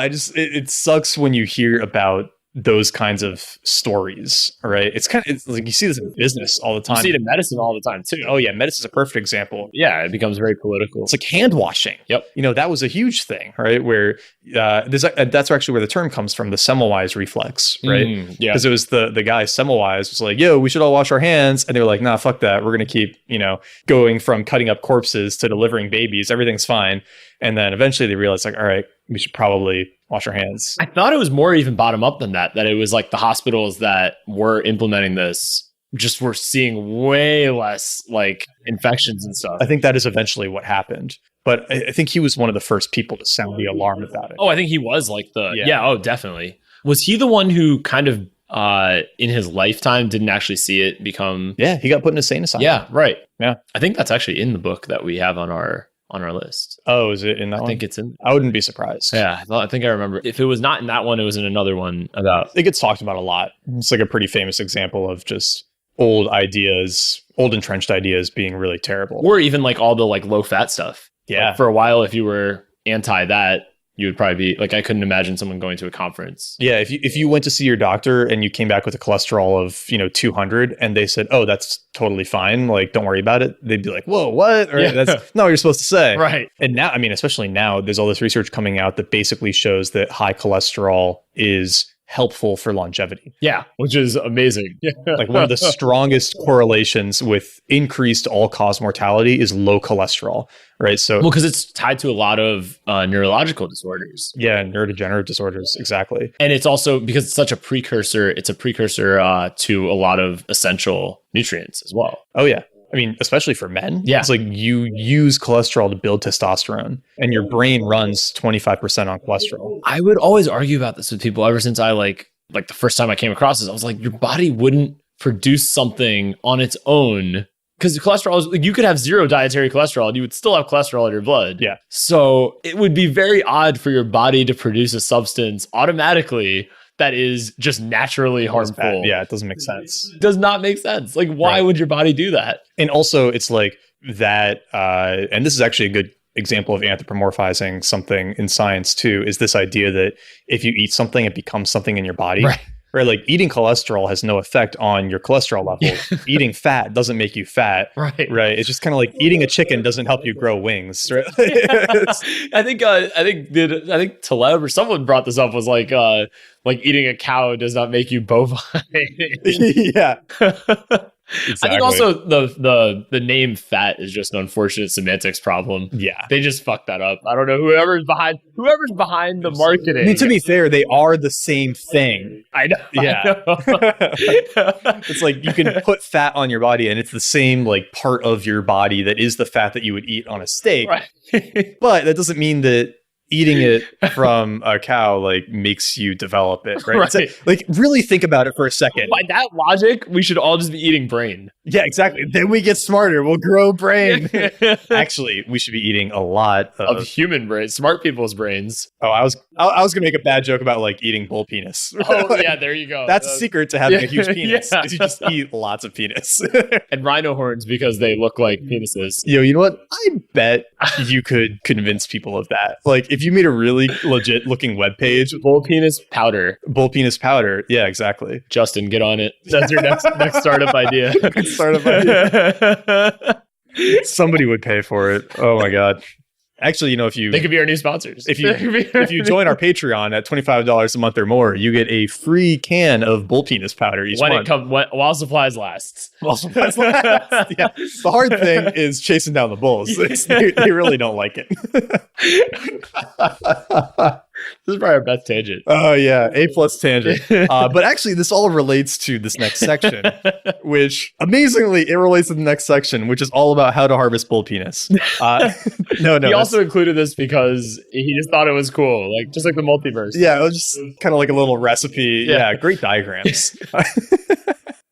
No, it is about bad philosophy. So what he defines as bad philosophy is philosophy that's not merely false, but actively prevents the growth of other knowledge, right? So it's ideas that not only, you know, aren't true, but that try to keep you from finding true ideas. Yep. Right. So religion is a great example of this because The authority. yeah, well, there's these lines in the Bible that are basically like, you know, I am your God, you know, listen to me and ignore all others who would. It's the because I said so. Yeah, it's basically because I said so, right? That's the perfect example of bad philosophy. I always think about it from top down to bottom up economics too. Yeah. Right? Where it's like top down is like we know what's right and this is what you're supposed to be doing. Whereas bottom up is basically like a philosophy that allows for the emergence of anything. Right. It's kind of like experiment and see what happens Yeah. and then keep the ideas that work, toss out the ones that don't, and you'll figure it out. Yep. But top down prevents the growth of other Exactly. knowledge, right? And that's Yeah. that's the dangerous thing. That's the big problem. yeah. And that's, I mean, when you look for it, you start to see it kind of everywhere, right? This is usually, it's like a bad company culture thing. Right. When they had kind of have the, oh, well, this is how we do things here mentality, right? And if you can't challenge it, then it's bad philosophy. Right. Right. If people, especially, I mean, we talked about this in Elephant in the Brain, but if you get uncomfortable with someone questioning an idea of yours, that's probably a sign that it's a type of bad philosophy for you too, right? It's not really a well thought out, reasoned idea. We've also thought about was it you who brought up the crony beliefs? Yeah. Well, that's by Kevin Simler. So elephant in the brain. Yeah. Right. So one of the authors of Elephant in the Brain. Yeah. Yeah. So similar idea, right? It's like, Yeah. crony beliefs are usually a form of bad philosophy, right? If you just believe something because it's socially beneficial to believe it, you will feel personally attacked when someone challenges it. It's a good way of reflecting on your own beliefs too, because Yeah. when you're talking to someone or listening to something, and if you start to feel overly triggered, it's a good indication that it might be a crony belief that you should look at. Yeah. I always have a hard time with it too, though, because We all do. I mean, that's why it's well, no. I mean, because sometimes I get emotional in response to things just because I'm like so annoyed at the person for believing it. yeah. So you got to disentangle that. Yeah. So like as an example, I was talking to someone over the weekend who read the book on the China study and then immediately just like stopped eating meat. Right. And it's man. like been a vegetarian for 3 months. This is like a guy who does like competitive races and stuff. And it's like there's so many problems with the China study. And it is not that hard to like go online and find very compelling refutations to it. Right. And then it was just like a struggle for me to like not be a total dick to this person I had just met. Be like, your life is a lie. Right. But then I was like, all right, so am I doing this because I have like a crony belief around vegetarianism, or am I doing it because I'm just like Annoyed that this person fell for this thing. yeah, annoyed that he felt like it's hard to separate those. Yeah. Right. And obviously everyone thinks they are annoyed for good reasons. Right. No one thinks that they're annoyed for the crony belief reason. Right. Right. So if somebody is, you know, like, oh, we should or, I mean, to keep it on the reverse, like everyone should be vegan, right? And they meet someone who eats meat and they get like angry about it. To them, they're getting angry because like, how can this person think eating meat is healthy? Right. Right. But you know, to us on the outside, it's like, well, they're getting angry because they have this like crony belief, right? Or their values are being attacked and they're reacting emotionally. That's actually a really good point. Yeah. And you see that with all kinds of things. Yeah. I mean, I was even going to say people who strongly dislike hunting, but then eat meat. Eat meat. Yeah. And then if you confront somebody with that, they're like, but wait, it's different because and it's like they'll spout out all kinds of things. Or if they see a picture of a hunter, they're like, oh, that fucking hunters, right? And it's like, well, where do you think your meat comes from? Yeah, exactly. Do you eat meat? Yeah, okay, well, like, which animal do you think is a better life? The one running around in nature, like having sex, playing, being happy, and then just dies one day? Or the like cow that's locked in a tiny little cage for its entire life, separated from its young, like hooked up to, you know, a milking machine 24/7, right? Like walking around in its own shit until it, you know, goes to slaughterhouse one day. right. Who do you think is being more humane to the food they eat, right? Well, I also saw this with in regards to, I want to say palm sugar, because palm sugar is like increasingly being used over like cane sugar and stuff like that. Okay. It's like kind of like how coconut sugar and coconut oil is being used more. Yeah. There's like something about it that's better. I forget why, but anyway, apparently the harvesting of that is kills a lot of like monkeys. Oh. Because it's just like it's like a some type of machine that just cuts down palm trees, and then monkeys get caught in it and all this stuff. So I saw somebody was talking about that, like, oh, you shouldn't eat palm sugar because it does, which like I understand that's not like a good thing that it's killing all these monkeys. Yeah. But at the same time, like this person was basically talking about how, like, you know, if you get your food in an inhumane way, but then they were like, I know that person also eats like at restaurants and like fast food. And I'm like, like, it's not necessarily more like, who's living a better life? Going back to your question, like these are like wild monkeys versus like the factory farmed animals. It's like, it's very easy to get emotionally worked up about these things, which it is because a lot of none of these things are good, but it's like selectively getting emotional about the problem. It's like you're blind to one whole area, and we all do this. I'm sure I'm very blind to some other areas in my life too.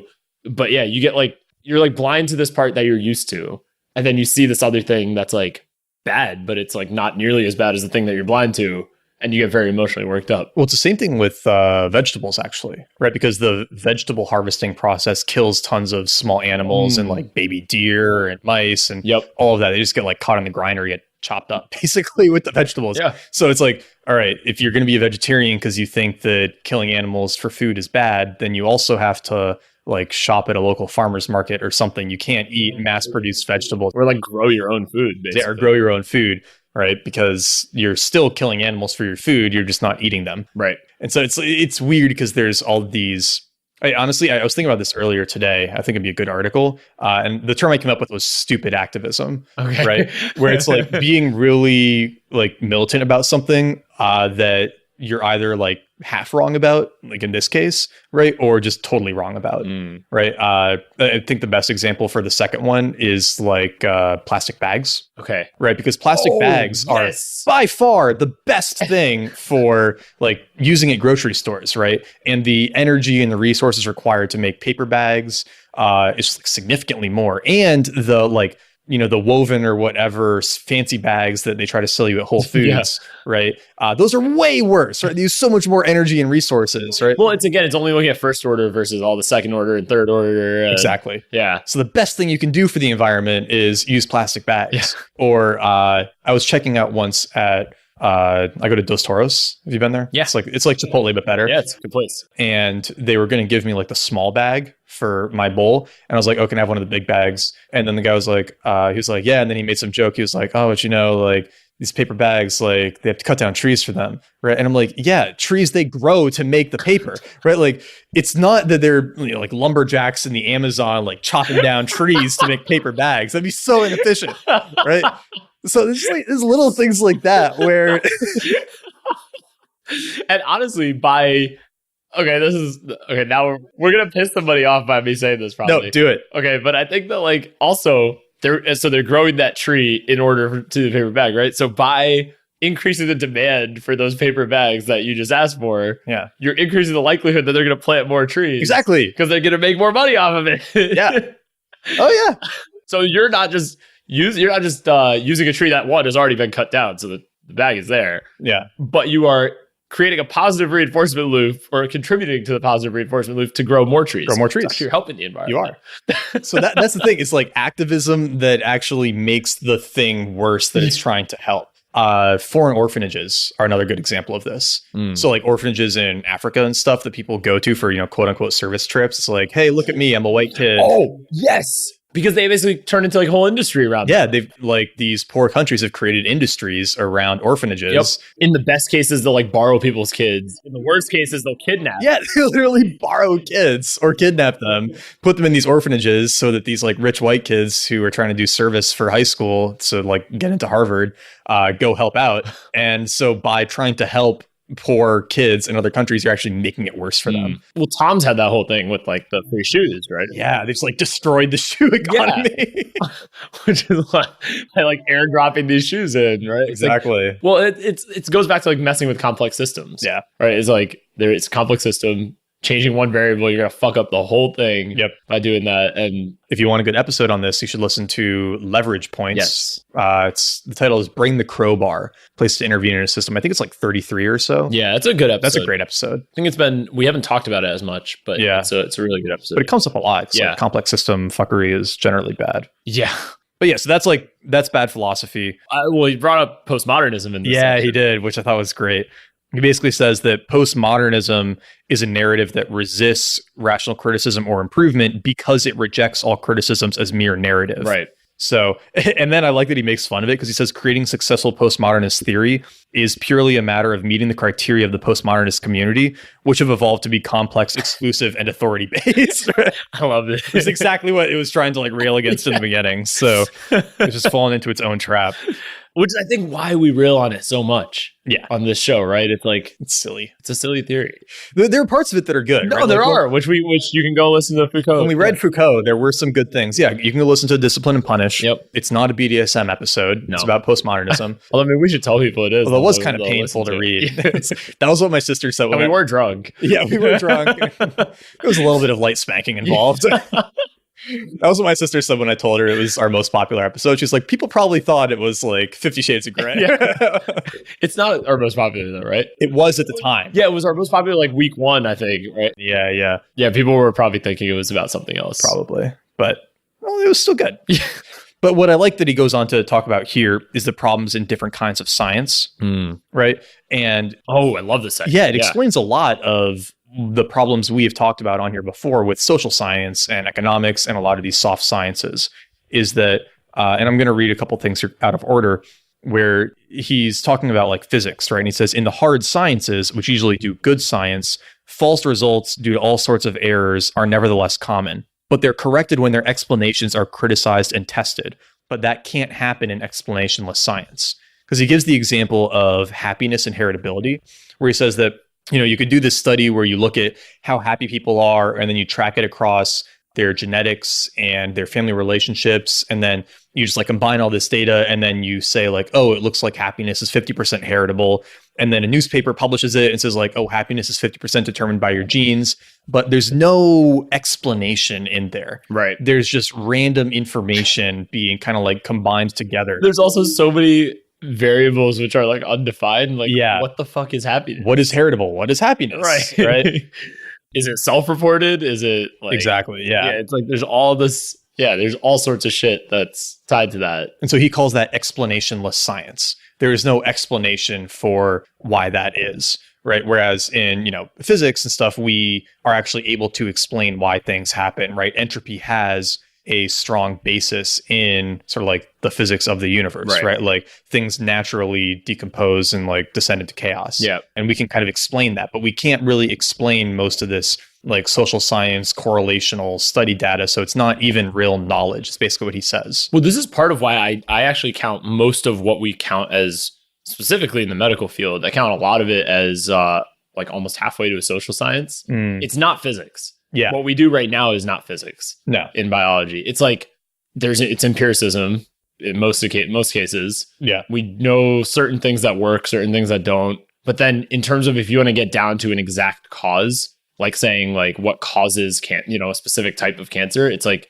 impossible at the moment to really nail that down. What's the thing too? It's like it could be this, it could be that. We've not proved that smoking causes cancer. Right. Well, we were talking about that in one of the what was the cancer one? Not cancer, the smoking. Oh, yeah. Merchants of Doubt. Merchants of Doubt. Yes. Another good episode. Yeah, good episode. 36, maybe? Something like that. Yeah, sometime around the Foucault time as well. So anyway, yeah, it's like there's so many like unknown variables when it comes to it. Whereas there's no, it's not like physics where it's so clear cut, or even chemistry is much more clear cut than biology is.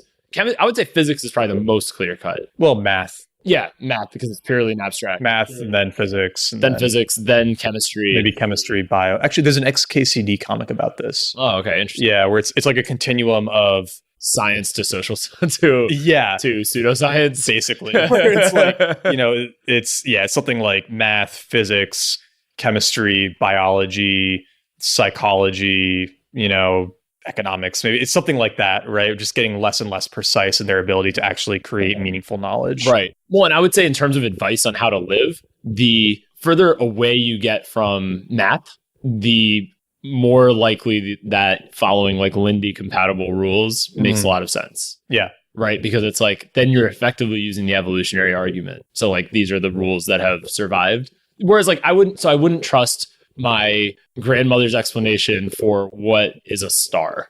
Right. Like, you know, or maybe my grandmother, maybe not like my great grandparents probably did not know what a star was. Yeah. That's like, you know, or what causes like radiation or something, right? Like things like that, would not trust like the historical knowledge for, but things like, should you eat eggs? Right? Like right. That I think makes more sense to follow, like not the latest study that came out that could have been funded by some interest group. So I guess like tossing out old knowledge requires an explanation. Yes. Or like a cause and effect relationship. Cause and effect, something for why that should be so. Right. Like if tomorrow somebody came back and was like, fat is, well, which they did come back and say that in the 70s, right? And said that fat is unhealthy. Yeah. Like that's not consistent with most of human history. Yeah. You need a why. So you need a really good why for why that's true. Yeah. I agree with that. It's a good way of thinking about it. And same with psychology, right? It's like using stoicism or like, you know, philosophies that have like self-philosophies that have survived for a long time and have been, you know, used by a lot of different people are probably better than the latest like lifehack.com article. Yeah. That's going to be like, this is how you be happy. We can kind of apply that to some of the explanations of things like depression, right? So the chemical imbalance theory, right? Which is fairly well, I think, debunked at this point, but I'm not familiar enough with it, so I actually don't know a whole lot about what the theories are. And I mean, that's just the one that I think of the most, because that one to me seems like very perfect example of a narrative created by a drug company, right? Because there's really no experimental evidence. There's a lot of replication problem in drug trials as well. Oh, yeah. But I just mean the idea that you have a chemical imbalance in your brain lends itself to having a drug be the solution. Right. But also if that were the case, then it would probably have to be a genetically or biologically derived problem. And then we would not see like a massive increase in it in recent history. Right. Unless there was something else that was in the environment that we were not exposed to historically. Exactly. But then it wouldn't be a chemical imbalance thing, it would be an environmental issue, right? Right, exactly. I would argue the best example is ADHD. Yeah. Yeah, that's like so obviously an environmental thing. It's like so obviously not a genetic thing, right? But yet they've convinced millions of parents that there's something wrong with their kids. Yeah. And are making like quite literally billions of dollars on a made up disease. Yeah. And to be fair, there's maybe like 1% of people who have a legitimate issue and need to be on the drugs. But I'd say the other 99%, it is like an environmental diet something thing. And the parents just don't want to do the hard work of fixing it if it's easier to just put their kid on a drug. It's also not even just the parents. It's like the school systems haven't figured out that, like, I mean, we talked about this on some episode, I know, but for the people who haven't heard that episode, like putting a 7-year-old child in a desk for 7 hours a day is kind of torture. Yeah. It's kind of a form of torture. Well, it's like we talked about on Elephant in the Brain. It's a method of domestication. Right. It's like it is a way to train children to be good, obedient, like workers for the workforce, right? Yeah. Because it's not in our nature. Right. So, and then the drugs just help with that, right? Right. Like it's, I mean, that's literally who you are on ADHD. What is it? The whole, the analogy, the map versus the terrain. Oh yeah, exactly. You're changing the terrain to fit the map. Yep. Right. We're changing the kids to fit the classrooms instead of changing the classrooms to fit the kids. Right. Yeah. Yeah, it's true. Like at any point in history, if, you know, all these kids were having these major issues with classrooms and stuff, you'd probably say like, all right, we're doing something wrong with school. Right. But the difference today is that now we say, well, there's something wrong with us. And now we're going to change you to fit this. Exactly. I mean, for adults too, right? It's like, oh, you're depressed in your life. It's not, the solution is to change your life. It's to take a drug. Right. Right. Or you can't sleep. The solution isn't to change your health practices so that you sleep better. It's to take a drug. Right. Right. Like that's just sort of become the go-to. Yeah. Which is probably not a very good, sustainable solution. Not so robust. Yeah. Well, especially now with things like finding out that statins kill you, right? Like, Well, I was just going to say, talking about complex systems, talking about the human body. oh, yeah. Like, so you put a drug in, okay, first order effect, you might be able to help that person sleep, but you don't know what the second and third and fourth and fifth and sixth order effects are right. on your body. Same thing with like cutting out, like, let's say you cut out fat. Yeah. Right. That might do, okay, it might have a first order effect that you can measure, but there's probably tons of second and third and fourth and fifth order effects that are only going to show up later. Yeah.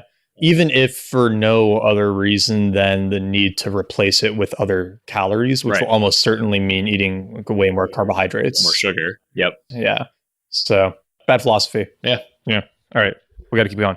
This is a good book. This is a wonderful book. There's so many things we could go off of in here. Well, and that's the other thing. It is a philosophy book. More than anything, it's a philosophy book. Yeah. I think we can maybe skip the politics one. Yeah. One, I found it a little confusing, and two, it didn't feel quite as relevant. Yeah, it also seemed more like a separate essay. Yeah, it did seem separate. It's kind of like the multiverse thing. Yeah. It's like kind of like tossed in there because it's kind of related, but also kind of not. He basically says that the way we vote right now is better than if we did like a runoff system for reasons that are still a little opaque to me. It was something of like, there's not really a perfect way of doing it. I know he started with that being like he was setting the stage, and then he was showed this few different options, and then he was like, this is like the more fair way. Yeah, it sounded like he was saying the way we do it now is the most correctable. Yes. Because if a political party fails to do well, they'll be almost entirely replaced in the next cycle. And so there's good skin in the game to do a good job. Yeah, it was actually a skin in the game-esque chapter. Yeah, kind of argument. Yeah. What I like the next chapter, though, about beauty. Yeah, I love this section. It's basically like, we think of beauty and art and aesthetics as subjective, but then he is making the argument here that no, there is objective universal beauty to be discovered, because for no other reason than that we find flowers beautiful, right? And there's no reason a flower would have evolved to be attractive to humans. Mm-hmm. They evolved to be attractive to insects, but the fact that we also find them beautiful cross-culturally means that there must be something about them and some other things that just meet some sort of universal beautiful standard. It was like music is probably the best example of this, yeah. Right? Like the mathematical nature of music. Right. Like there's just something... Well... Oh, go ahead. Yeah, I'll cut you off there because I think that's what he challenges too, is that we can agree that these things are universal, like the beauty and appreciation of music, but our explanations for them still fail. Yeah. Because you started to say the mathematical, right? And like we don't know that that's a judgment, yeah. But there is something. Yeah. Because he calls it out with the flowers too. Like it's not symmetry, right? It's not a color thing. Because there's a lot of colorful stuff we don't find beautiful, and it's not like symmetry, right? Because lots of flowers are asymmetrical, right? So we don't really know what the reason is, but we know that we find them beautiful. Do you think there's something to the idea of, so forget music for a second, just sticking to flowers because it's a much more digestible example. Yeah. There's something to the idea that we share common ancestors with insects at some level. Of course, it's way back in evolutionary history, but if it's, if a flower has evolved to be attractive to insects, if there's some remnant of some level of base code that also would view flowers as beautiful. Because like I wonder, or I guess let's see, there's a way to debunk that probably. Are other creatures also attracted to flowers? Because I would actually say humans are attracted to flowers. Like if you saw flowers from like on a field, like when you look at a field and then you see flowers on the field, they stand out. Exactly. So like your eyes go to that. Yeah. Right. So in some way we are actually attracted to them.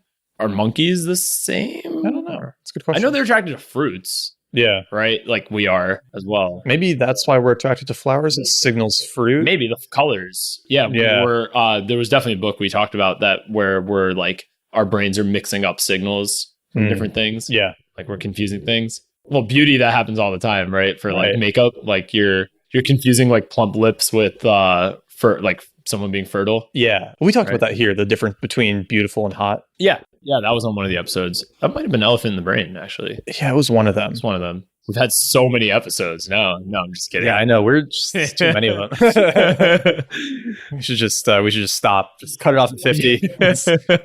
That's all. We read all the books. Yeah, all we're the done. books. There's no. We should start archiving and charging for them, like Dan Carlin. Yeah, nah. We leave up the last year of episodes or something, and then we'll do that in year 3. You have to get them from the Patreon. There we go. We're just brainstorming here, coming up with ideas, and then we'll see which ones stick. Yeah, monetization ideas. But basically, he concludes by saying that the fact that flowers reliably seem beautiful to humans when their designs evolved for an apparently unrelated purpose is evidence that beauty is objective. Those convergent criteria of beauty solve the problem of creating hard-to-forge signals where prior shared knowledge is insufficient to provide them. So there's just like something, right? Which I think he brings up a lot in the book, that there can be these underlying fundamental just like aspects of reality that we don't understand yet, right? But that we can eventually develop an explanation for, right? So flowers, we know they're beautiful and there is some universal truth to beauty, but what he's also saying there is that there is that like universal beauty, but then there's also the beauty we can create. And just as our knowledge can grow infinitely, beauty too, it seems, might have this infinite growth, right? In its ability to continue to expand and build upon itself while also drawing on these universal principles. See, and well, the reason I brought up the insect and human having a similar genetic remnant was the lobster stuff that Peterson talks about. Oh, yeah. It's like, okay, if that's similar, because that is similar. That what he talks about for lobsters, it's like, okay, that is exactly true for humans. It's like a lot of the same physiology. Yeah. Yeah, I don't know. Just like makes you but anyway, it's makes you think. What's that? I was trying to cut myself off there, but I was like, No, we have to say it at least once per episode. But yeah, I think what he's saying is like, we don't yet know the answer to these things, but there's something that's there that's underlying it, and it's a type of knowledge that we just haven't acquired yet. Yeah. But it's not this mysterious. It is mysterious to us, but it's not like a supernatural force. Right. It is discoverable. Yeah. Which is cool. It's a cool chapter. Yeah, it was a cool chapter. I think the next chapter is my favorite. Evolution of culture. Yeah, which we've talked about some already, about memes and kind of like how memes spread through culture. Which has come up in a lot of other books. And we got to do Selfish Gene at some point. Yeah. So that's really where this idea, I think, comes from in this phrasing that, just as our biology spreads through genes and manipulation of genes, our ideas spread through memes, which are basically like packaged ideas that, we can transmit to each other and that evolve and grow and change as they're spread around. And so the memes are like our cultural version of genes. Right. And they go through a similar process. So what he's kind of exploring here is that when memes change, what are the conditions where they change for the better, and how do they change? And what he introduces, which I love, are rational and irrational or anti-rational memes. I like that term too. So a rational meme is an idea that relies on the recipient's critical faculties to cause itself to be replicated, right? So you replicate it and share it because it is true or makes sense or is useful to you. Right. But an anti-rational meme is an idea that relies on disabling the recipient's critical faculties to cause itself to be replicated. This is like flood geology, right? You're proving your adherence to the faith by spreading this idea. And that is disabling your critical faculties. You're not spreading it because it's true or useful. You're spreading it to prove that you're a member of the tribe. Right, exactly. Yeah. Well, it's almost like, the simplest explanation the simplest example for this is like, if for whatever reason it was like some tribe's belief that you should jump off a cliff like the day you turn 30. Yeah. And then the person who didn't do that, would be like, okay, I didn't jump off a cliff and I'm fine. But like other people would be like, wait, why the fuck would I jump off a cliff? Maybe I'll not do that too. So that idea would spread very quickly because it's just useful. Yeah. Like people just would rather not be dead. Right. Right. And to prevent that spreading, you need an anti-rational meme to block it. Which could be like, oh, the god is going to punish like your children or something if you don't jump off the cliff at 30. Yep, exactly. Yeah, that's just like a very super simple example, but that it's an easy way to picture that concept. Yeah. That you need some other form of idea to prevent somebody from using the rational explanation. Yeah. And memes, as Deutsch is saying, it sounds like survive and thrive on their ability to get you to replicate them. Right. It's like genes. Yeah, it's like genes, Yeah. right? A good meme that will spread successfully is one that, is useful and valuable in some way so that, it gets shared and told. Whereas, the ones that are not particularly useful or pragmatic, right, don't spread nearly as well. And although the one, I guess, slight problem with that is that humans are super lazy. And sometimes what's useful and rational is not easy to do, right? So it's like way easier to just eat like burgers and ice cream and brownies. It feels way better. And if some doctor, like, can you imagine if there was a study that was like, pizza can save your life, right? Or pizza prevents cancer. And that's like the headline. Do you know how many times that article is going to be shared? Oh, yeah. Like, anytime there's a study that's like alcohol increases your lifespan, that shit gets shared so much. Oh, yeah, because people want the justification. Because it justifies people's behavior, right? Yeah. So I don't know how useful that is, right? Like, I guess like that's what I'm saying is like there's some weird like. Oh, yeah, I see what you mean. There's some weird like edge cases where like mostly it's not that. So here's the thing, though. That information is useful because it's enabling. That's true. Right? It lets you do what you want to do. Yeah. That is not necessarily an anti-rational meme, even though it's wrong. I see. Right? Yeah. Because I think that's the distinction here, is that something can be rational and wrong. Yeah, that's a good point. And it could also be anti-rational and true. Ah, yes, you're correct about that. Right? Yeah. So what would be a good example of an anti-rational true meme? I was going to say like okay, this is again might be controversial. Some of like some of the traditional gender role stuff. Oh yeah, that's a good example. Right? That's like a good example where it's not necessarily like, okay, objectively you could say like, why can't a man do any job a woman can do? Why can't a woman do any job a man can do?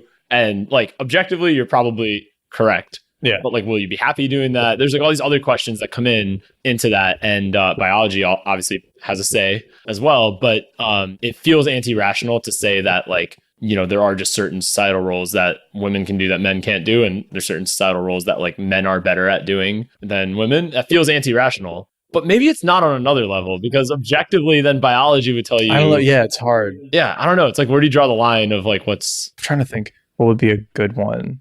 Because if it were an anti-rational meme, it would mean that... It would have to be biology would be false. It would show you the opposite too. Well, I'm trying to think like more conceptually, right? So an anti-rational meme would have to be one that makes you not think about the subject anymore. Ah, yes. It just shuts it down. Yeah, just be like, nope, this is true, right? Yeah. And so is there any case where there are true things that we do that? I guess there are silly ones like you should drink water, right? Like I'm not going to sit around and analyze whether or not I should drink water each day. Like I don't need a rational meme for water consumption, right? Like an anti-rational one that shuts down my reasoning around water consumption is actually good for you. Yeah. An idea that relies on disabling the recipient's critical faculties to cause itself to be replicated. Okay, so it's about how it replicates by disabling critical faculties. Maybe it's just like easy to remember rules, like drink 8 glasses of water a day or whatever. Oh, yeah. It's like just easy to remember. Yeah. And it's useful. So in that case, actually, yeah, in that case, the pizza curing cancer would be anti-rational, right? Because you need to not think about it to spread it. Yeah. Right. Well, because I was thinking for water, right? Like to say like 8 glasses of water or whatever, X number of ounces of water per day is not really a rational number to give because it depends on your physical activity. It depends like what you were doing. Like, I don't know, just like that number is it's just a helpful kind of random heuristic. Yeah. What the humidity is outside. There's like all these, like to get the actual number would require a lot of taking into account a lot of other variables. Yeah. But for just to remember and spread the idea, it's a very catchy, like easy thing to say. Especially to a kid. You're like, oh, you should be drinking 8 glasses of water a day. Yeah, that's a good point. So it is useful while being anti-rational. It's easy to spread. Yeah, and it's not entirely false. It'd be much harder if I was like, you need to take the humidity that it shows on the weather app of your phone. Yeah, calculate your weight. Yeah, multiply that by like the number of hours of physical activity you did that day. Add your pulse in. How often did you pee? Yeah, exactly. How much salt did you eat today? How much salt did you eat? Yeah. Yeah, you would just be like, fuck this. I'm not. Yeah, fuck this. I'm drinking the 8 glasses. But I mean, I think what he's generally getting at, though, is that we mostly want society to transition towards rational memes away from anti-rational memes. But we have a lot of anti-rational memes that we still use and hold on to, right? Like the type of clothing we wear and the way we act around people and the way we decorate our homes, right? He says here, consider how you would be judged by other people if you went shopping in pajamas or painted your house with blue and brown stripes. That gives a hint of the narrowness and conventions that govern even these objectively trivial and inconsequential choices about style and the steepness of the social costs of violating them. Is the same thing true of the more momentous patterns in our lives, such as careers, relationships, education, morality, political outlook, and national identity? Consider what we should expect to happen when a static society is gradually switching from anti-rational to rational memes.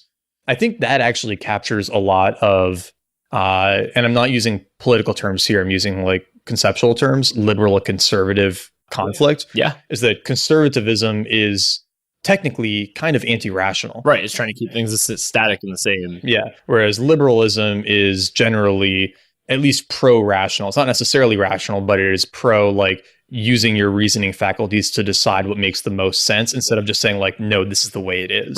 Right. So I feel like gay marriage is a good example of this, right? So, old curmudgeony, mostly white people are like, no, gays can't get married. But I wouldn't say it's mostly white people though, because if you look around the world, that's a good point. Like, go to the Middle East and try to promote gay marriage. I meant in the U.S. I know. I'm just trying to like throw a no, but you're true. Like, try being gay in Africa or Saudi Arabia. That's not going to go very well. Yeah, or Saudi Arabia. Go enjoy that argument. A lot of Asia too, I think. Yeah, I would say like most of Asian society. Basically, like everywhere except maybe Europe. Yeah, South America. Yeah, it's more okay there depending on where you are. I was gonna ask. Like, I'm not familiar with South America's view. Like Argentina, it's super fine. Okay, but I know there are some South American cultures where it's less okay. But probably still not like the level of Asia and Africa. Yeah. Imagine, or I mean, I think Africa is particularly bad. Yeah. In Saudi Arabia, or like Middle East. Yeah. Right. Any Arab, or not Arab, Muslim, but yeah. It's going to be bad news. But anyway, in the US, right? It's like all these old white dudes be like, oh, gays can't get married. And then our generation is like, we don't care. Who cares? Yeah. Like, yeah. I mean, honestly, that was kind of how I thought about it more, was not like they need rights, right? It's just like who cares? Like, obviously. Yeah. It's like, it doesn't affect me. Yeah. It doesn't affect me. Right. And that was sort of the more rational meme, I think, taking over the anti-rational, like, keep things the same. Right. Yeah, it's not saying you have to go get into a gay relationship. Yeah. That's not like what the argument is. The argument is like, should these people who want to do this in a way that doesn't affect you be allowed to go do it? And honestly, that is actually the better rational meme. Because the idea that, I mean, there would be other ideas that could be anti-rational while also being pro-gay marriage, right? Like, I don't know, what would be a good example? I mean, I've seen certain celebrities. I'm trying to remember who it was. There's one particularly egregious one where, especially when this whole thing was going on, I think it's when the Supreme Court case was going on. Okay. She said something like, she's like, I hope my son is gay or something, right? And it's like, yeah, you can, like, I can see why you're saying that. You're trying to make a statement. But like, that is also like, because the argument should be let your son be who your son wants to be. Yeah, exactly. Not like trying to, this is the other side of forcing your opinions on your son. That's the exact same thing as being like, I hope my son is straight. It's like, why do you have a say in this, right? It's like your son, like, let your son be who your son wants to be. And it's kind of like the parents who raise their kids gender neutral, right? Yeah, you're forcing your opinion, or vegan even, or something. Yeah, like that. exactly. Yeah. You're turning your child into a political statement, right? And that's like not cool, right? And that's not cool either way. That's not cool if you're also trying to, be like, any opinion you're trying to force through your kids is like kind of immoral. Yeah, to do it that way. Well, and I think that the marginalized opinions sometimes get like a free pass in some, like, it's harder to criticize someone for raising their kid gender neutral than it is to criticize someone for raising their kid as like a Nazi. Right. But they're both fundamentally just ideologies. Right. And one is not technically more right or wrong than the other. Right. But there's a lot more social baggage with, raising your kid to be a Nazi. Right. So it gets judged differently, but they're both anti-rational. Like, they're both anti-rational memes. Yeah, exactly. Yeah. It's like, no, this is how you should be, as opposed to like, you should decide how you should be. Right. Yeah. You should make your own decisions at least. Yeah. I thought this was a pretty cool chapter. Yeah. I think it's a great dichotomy. It's also a great distinction and a great point he made about Western civilization there at the end. Yeah. Right. It's like, we're in this sort of transition point a little bit where a lot of our societal debates come from. Yeah. And a lot of tensions, I think, and a lot of the stuff that we're seeing change, like legislatively, in the US and in other countries, right? Like Canada just legalized weed. Right. Right. Yep. And that is, I think, kind of a transition from an anti-rational, like, no, drugs are bad to, oh, okay, you know, this actually has a lot of uses and can be good for people and all of that. Yeah. And so, yeah, that is kind of the general cultural shift I think we're seeing. Yeah. Which is cool. Which is cool. Yeah. Yeah. I like that shift. Drugs for everyone. Yeah, so we can skip ahead a little bit to the unsustainable chapter, where he's basically fighting any arguments against progress being sustainable indefinitely. And the thing he calls out here is like the whole Easter Island civilization that crashed and burned. And what I like that he highlights about it is that the problem isn't that Easter Island like ran out of trees or had a drought or whatever. It's that they didn't solve the problem. Right. Right. There will always be problems. Because it's not like the trees one day disappear. It's like they would have been diminishing and then diminishing and then diminishing, and then nobody was able to correct the problem. Exactly. Along the way. Yeah. It's not problems that will screw us over. It's our decision not to find solutions or our inability to do so. Yeah, exactly. One of those two things. Because he gives this other example of color TVs that originally they had to use a mineral called, I think, like europium or something. And there was a very limited amount of it in the world at the time. And so they thought they could only ever make 50,000 color TVs. Then they'd have to go back to black and white. Yep. But obviously they found way other ways to make color TVs. They found way more europium. Like they all just became non-problems. But if you think of the world as static and then you extrapolate out the problems getting worse, then obviously you think that we're going to have these like horrible cataclysms. Massive problems. Exactly. I remember a few years ago, there was definitely some articles being shared of like the world is going to run out of .coms. Oh, or out of domains. I think they said domains, not .coms. Yeah. And then it was like, that's such a bizarre thing because it's characters. Yeah, exactly. And then they released like 500 new TLDs. Yeah. Right? So, well, and there's no shortage of .coms because you could just come up with endless strings of words. They're theoretically infinitely long. I don't know how. There's got to be some limit. I'm sure there's some limit, but I'm sure we're nowhere close to that. Yeah, exactly. I mean, even if, how does the math work out on that? Even if it's a 10 character limit and you can use... It's definitely not a 10 character limit. Yeah. Because there's domains way longer than 10 characters. Yeah, I mean, we're talking about 30 to the 10th, right? Times itself 10 times 5, 6, 7, 8, 9, 10. Yeah, we're looking at 1.77 times 10 to the 16th. Right. Right. Which is in the past trillions. Past trillions. It's got to be quadrillions or quintillions. And that's just .com. That's just .com. Yeah. And that's only if you can go 10 digits. Right. Exactly. So like we're nowhere close to running out. I mean, like, okay, you could say English. There's also all the languages that you could talk about. Oh, yeah. There's other characters. Yeah. Yeah. We're nowhere close. But anyway, those were sensationalized headlines. But yeah, it's like when there's things like that, when you view it that way, right? Like there's a finite amount of this stuff and we'll never figure out how to do this. Well, and he makes this distinction here between the pessimistic and optimistic conception, right? Which says the pessimistic conception is that humans are wasters. They take precious resources and madly convert them into useless colored pictures. This is true of static societies. Those statues really were what my colleagues thought color televisions are, which is why comparing our society with the old culture of Easter Island is exactly wrong. Right? We're not a static society. Right. The optimistic conception is that people are problem solvers, creators of the unsustainable solution, and hence also of the next problem. In the pessimistic conception, that distinctive ability of people is a disease for which sustainability is the cure. In the optimistic one, sustainability is the disease and people are the cure. Right. I love that distinction. Such a nice, like focusing on, and honestly, this is why I have issues with a lot of sustainability stuff, is that trying to get people to behave against their selfish desires is not going to work. Right. So just figure out a way for their selfish desires to work out. Like that's going to be much better. You're going to make way more money doing that. We were talking about the hotel thing. Yeah. Right. The hotel thing, the electric cars. Right. Like don't make an ugly ass, slow, expensive electric car. Make a super nice, sexy Tesla. Nice car. Yeah. Yeah. Make the fastest car. Unless with a Prius lets you virtue signal a little bit. Yeah. People like that too. But the hotel thing, just for those who we're not talking about, is like who don't know what we're talking about. The hotels, any hotel you go to will say like, help the environment. Hang your towel if you want to use it again. Leave it on the floor if you want us to wash it. And then they'll put some stat of like how much energy usage is using like the hotel laundry.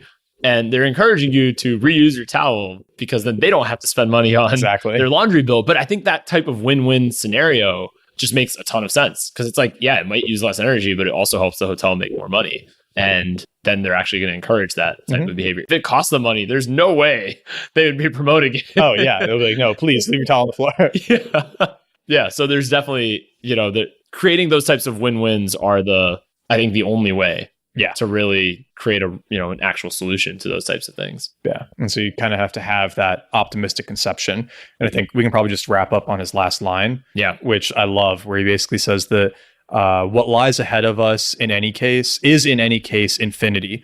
All we can choose is whether it is an infinity of ignorance or of knowledge, wrong or right, death or life. Highly recommend. Great book. I mean, it's just tied in so many themes from everything that we've read and talked about on the podcast so far. It's a little bit quicker to go to Letterboxd, a little bit easier. So if you've been putting off reading that, you could start here. There's less cool art in this one, but less cool art. Yeah. You don't have any of the Escher pieces. Less dialogues. There's that Socrates dialogue. That's about it. But yeah, this is a good one. You'll hit on a lot of the same themes. You really get to exercise your brain in all sorts of ways with this book. It'll really make you think. It will. Nat will stop doing that when our Patreon hits. Yeah, exactly. That'll be our next goal. $10,000 a month. We won't say make you think in any episode. No, but seriously, guys, go check out the Patreon, patreon.com/madeyouthink. We've got 2 tiers up there right now. At the basic one, you get all of our notes from prepping for the episodes. So like detailed book highlights. You get the bonus material. We had like a 20-minute or so bonus material for this episode, just talking about all kinds of random stuff before we got started. Yeah, work, SEO, SEM, marketing, current events, like just a lot of things. So, and you'll never know unless you join the Patreon. We also announce upcoming books. You can have a discussion on there. Yeah, we can talk about the episodes there too. So if you join the Patreon, we'll have little discussions there. I think once we get to a good number of people in there, Patreon lets you do live streams through Patreon, like only to your patrons. So we could actually do a little live streams recordings when we're getting set up here for the bonus material. Yeah. Like just put up the iPhone or something and be like, hi guys. So I think we'll probably do that too, but we got to get to a certain amount before it makes sense to do that. So yeah, check out the Patreon, support us there. And if you haven't left a review on iTunes yet, that would really help. Definitely do that. In fact, you can just pop open iTunes right now, leave, like 5 or 6 stars and a little description of everything you love about the show. That's out of 5 he's talking about, not out of 10. Yeah, exactly. Don't convert it. No, please. What you like about the show? You can say how much you love the tangents and how we say made you think. But yeah, it's a great way to support the show. And hi, Cosette. Hey. Says to support the show too. So now you have to. Yeah. Pepper says so too. But yeah, I think you can also go support the show still on the madeyouThinkpodcast.com/support link. Yes. Where we have some links to our wonderful supporters. Wonderful sponsors. Four Sigmatic, Perfect Keto, Kettle and Fire, Cup and Leaf Tea.